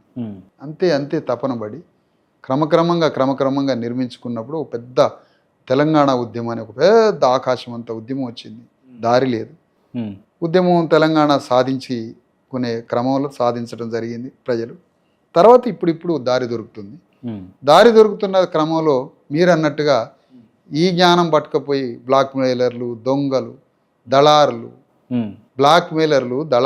దొంగలు ఇష్టం వచ్చినట్టుగా టన్నుల కొద్ది ప్రజలను నమ్ముకునే దొంగల వ్యవస్థీకృతమైనటువంటి దొంగల నడుమ ఈ ఉద్యమాన్ని పవిత్రంగా ఈ నది నుంచి అగాధ సముద్రం నుంచి నా ప్రజల్ని ఎక్కించుకున్న నౌకని అవతల ఒడ్డుకు తీసుకుపోతాను. నేను నా రెక్కల మధ్యలో నేను నా ప్రజలను తీసుకుపోతాను. ఎంత టైం అయినా సరే సమస్య లేదు. ఎన్ని ఇబ్బందులైనా కాన్షీరామ్ కళని, కాన్షీరామ్ డ్రీమ్ ఏదైతే ఉందో తెలంగాణలో నేను దాన్ని చేసి చూపించాలి. ఒక క్రాంతి, ఇది నా లక్ష్యం. క్లియర్. ఇది 100%. ఎన్ని ఇబ్బందులు వచ్చినా కూడా ఎన్ని ఇబ్బందులైనా ఎంతైనా తప్పదు. ఇక అంతే, నాకు వస్తున్నాయి, తప్పదు. రైట్. ఓకే, మొత్తానికి విశారదన్ మహారాజ్ గారు చెప్తున్నటువంటి అంశం ఏంది అని అంటే, ఎన్ని ఇబ్బందులు వచ్చినా, ఎన్ని కష్టాలు వచ్చినా, ఎన్ని థ్రెటనింగ్ కాల్స్ వచ్చినా ఖచ్చితంగా బీసీ, ఎస్సీ, ఎస్టీ సమాజాన్ని చైతన్యపరిచి ముఖ్యమంత్రులుగా వాళ్ళను చేసేంత వరకు నేను విశ్రమించేది లేదు అని చెప్పి చెప్తా ఉన్నాడు. మరో ఇంటర్వ్యూతో మళ్ళీ కలుద్దాం. చివరిగా తెలంగాణ గడ్డ మీద రేపు Telangana BC, SC, ST JAC మరియు ధర్మ సమాజ్ పార్టీ మరికొన్ని వేదికలు సంయుక్తంగా 3 సంవత్సరాల 3 నెలల 1,00,000 కిలోమీటర్ల మా భూమి రథయాత్ర ఆదిలాబాద్ నుండి ప్రారంభం కాబోతుంది. ఏప్రిల్ 14వ తారీఖు. అంత భారీ బహిరంగ సభతో ఆదిలాబాద్లో జరగబోయే సభకి తెలంగాణ మొత్తం 10,000 కార్లతో మన ఉద్యమం అంతా అక్కడికి చేరుకోబోతుంది. ఇంత పెద్ద కార్యక్రమాన్ని మీ వేదిక ద్వారా తెలంగాణ ప్రజలు, తెలంగాణ విద్యావంతులు, తెలంగాణలో ఉన్న బీసీ, ఎస్సీ, ఎస్టీ విద్యావంతులు, రాజ్యాన్ని కోరుకునే మన వర్గాలకు రాజ్యం రావాలని కోరుకునేటువంటి శక్తులు అందరూ ఈ ఆదిలాబాదులో జరగబోయే మా భూమి రథయాత్ర ప్రారంభ సభని విజయవంతం చేయాలని మీ వేదిక నుంచి కోరుకుంటున్నాను. Okay, wish all the best అన్న. ఖచ్చితంగా మీరు నిర్వహిస్తున్నటువంటి ఈ సభ ఖచ్చితంగా సక్సెస్ఫుల్ కావాలని నా మనస్ఫూర్తిగా కోరుకుంటున్నా. చూస్తున్నటువంటి ప్రేక్షకులు కూడా, ముఖ్యంగా పర్టికులర్గా బీసీ, ఎస్సీ, ఎస్టీ బిడ్డలందరూ కూడా విశారదన్ మహారాజ్ గారు నిర్వహించబోతున్నటువంటి సభకు సహకరిస్తారని, దానికి తండోపతండాలుగా కదలి వస్తారని చెప్పేసి నేనైతే కోరుకుంటూ మరో ఇంటర్వ్యూతో మళ్ళీ కలుద్దాం. చూస్తూనే ఉండండి కేఆర్ టీవీ. థ్యాంక్ యూ అన్న, థ్యాంక్ యూ సో మచ్ అన్న. ఇంటర్వ్యూ క్లోజ్ చేసే ముందు నేను కొంతమంది పేర్లు చెప్తా, వాళ్ళకి సంబంధించి ఓన్లీ 1 వర్డ్ ఆన్సర్ ఇవ్వాలి మీరు. సో ముందుగా తెలంగాణ తొలి ముఖ్యమంత్రి కేసీఆర్ అని అంటే వారి గురించి మీరు ఒక్క మాటలో ఏం చెప్పదలుచుకుంటారు? తెలంగాణ భౌగోళిక ప్రాంతాన్ని, తెలంగాణ భూమిని, పుట్టని, చెట్టుని, నదిని, ప్రకృతిని, తంగేడు పూలని, మోదుగు పూలని, తెలంగాణలో ఉన్న జింకల్ని, నెమళ్ళని, తెలంగాణలో ఉన్న అనేక రకాల పశుపక్షాదుల్ని, జాగ్రఫీని, తెలంగాణలో ఉన్న రెడ్డి వెలమల్ని బాగా ప్రేమించే వ్యక్తి. తెలంగాణలో ఉన్న అణగారిన వర్గాలకు అధికారం రావడం ఇష్టం లేని వ్యక్తి రేవంత్ రెడ్డి. ఒక రకంగా చెప్పాలంటే రెడ్లల్లో పుట్టిన మరో కేసీఆర్. ఉత్తమ్ కుమార్ రెడ్డి ఒక సెల్ఫ్ డిసిప్లిన్ ఉన్న ఒక feudal discipline Reddy. Komatireddy Venkatreddy discipline లేని ఫ్యూడల్ రెడ్డి. పొన్నం ప్రభాకర్ ఒక మంచి క్రమశిక్షణ కలిగిన అణగారిన వర్గాల మీద ప్రేమ ఉండి ఏమీ చేయలేని రెడ్ల దగ్గర ఉన్న ఒక బానిస. కొండా సురేఖ. అంటే కొండా సురేఖ అంటే ఒక పద్మశాలి బిడ్డే, అంతవరకు సంతోషం. కానీ ఏదో ఒక ఒక భయంకరమైన భూకంపం లాంటి అంతర్మదనం తన హృదయంలో పెట్టుకొని అగ్రవర్ణాల దగ్గర ఉండే ఒక బానిస. సీతక్క వీళ్ళు కూడా అంతే. వీళ్ళకి సమాజానికి ఏదో మేలు చేయాలని ఒక పెద్ద ప్రపంచం ఉంది ఆమె మెదడులో, కానీ ఆమె లిటరల్గా రెడ్ల దగ్గర ఉండేటువంటి ఒక బానిస. కేటీఆర్ ఒక మోడర్న్ చంద్రబాబు. కల్వకుంట్ల కవిత తెలంగాణ ఉద్యమంలో తాను కూడా ఒక పెద్ద స్థాయిలోకి పోవాలనుకుంటున్న కేసీఆర్ అంత భారీ డిజైర్తో ప్రయాణం చేస్తున్న మనిషి.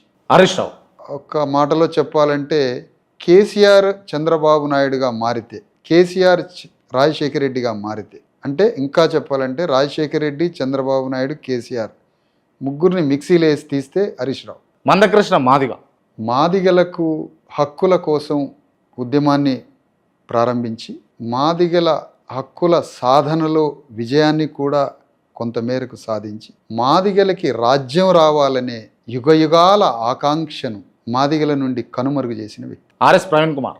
నాకు ఇప్పుడు ఆర్ఎస్పి మీద ప్రేమ జాలి పుడుతుంది. ఎందుకంటే తాను అనుకున్న ప్రయాణం చేయలేక చివరికి దొరల దగ్గర ఉన్నాడు కాబట్టి జాలి, ప్రేమ.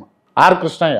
బీసీ హక్కుల కోసం మండల్ కమిషన్ని అమలు చేయాలని ఎవరూ లేని సందర్భంలో బీసీ హక్కుల కోసం పోరాడి బీసీ హక్కుల విషయంలో ఒక యోధుడుగా నిలబడి బీసీలకి రాజ్యం రావాలనే యుగయుగాల కళని కనుమరుగు చేసినాడు ఆర్ కృష్ణ. కానీ ఆర్ కృష్ణయ్య బీసీలకి రాజ్యం రావడానికి ఇప్పటికైనా కృషి చేయాలని, మాదిగలకి రాజ్యం రావాలని మీరన్న కృష్ణ మాదిగ కృషి చేయాలని, ఇప్పటికైనా ఈ ఇద్దరు మాదిగలకి బీసీలకి కలగలిపి రాజ్యం రావడానికి ఇద్దరు యుద్ధం ప్రారంభించాలని ఇప్పటికీ అభిలషిస్తున్న వాళ్ళిద్దరిని. బండి సంజయ్.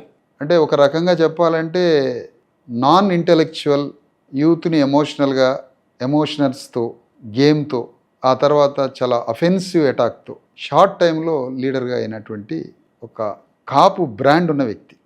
ఒక రకంగా చెప్పాలంటే వంగవీటి రంగాలో ఉన్న ఒక షాడో షేడ్స్ బండి సంజయ్లో కనపడతాయి. విజయవాడ రంగా. రఘునందన్ రావు. ఒక Velama intellectual, very deep intellectual. వెలమలకి భవిష్యత్తులో ఒక పెద్ద నాయకుడు అయ్యే అవకాశం ఉంది. ఈటెల రాజేందర్ ఏమీ చేయలేని, ఏదో చేయాలనుకొని ఒక పెద్ద ప్రపంచాన్ని కలలు కని ఏమీ చేయలేని, అగ్రవర్ణాలతో ఆర్థికంగా పోటీపడే శక్తి ఉండి రాజకీయ యుద్ధం చేయలేని ఒక మూగజీవి. డాక్టర్ విశారదన్ మహారాజ్. కాన్షీరామ్ ఆలోచనని, కాన్షీరామే జీవితంగా, కాన్షీరామ్ ఆలోచనే ప్రపంచంగా జీవిస్తూ ఆయన కళని సాకారం చేయాలనుకుంటున్న వ్యక్తి. క్రాంతి ఒక అతి కొద్ది కాలంలోనే జర్నలిజం అనే ఈ మీడియా ప్రపంచంలో, ఎలక్ట్రానిక్ మీడియాలో దూసుకొస్తున్న ఒక ధృవతార. థ్యాంక్ యూ అన్న, thank you so much. Right.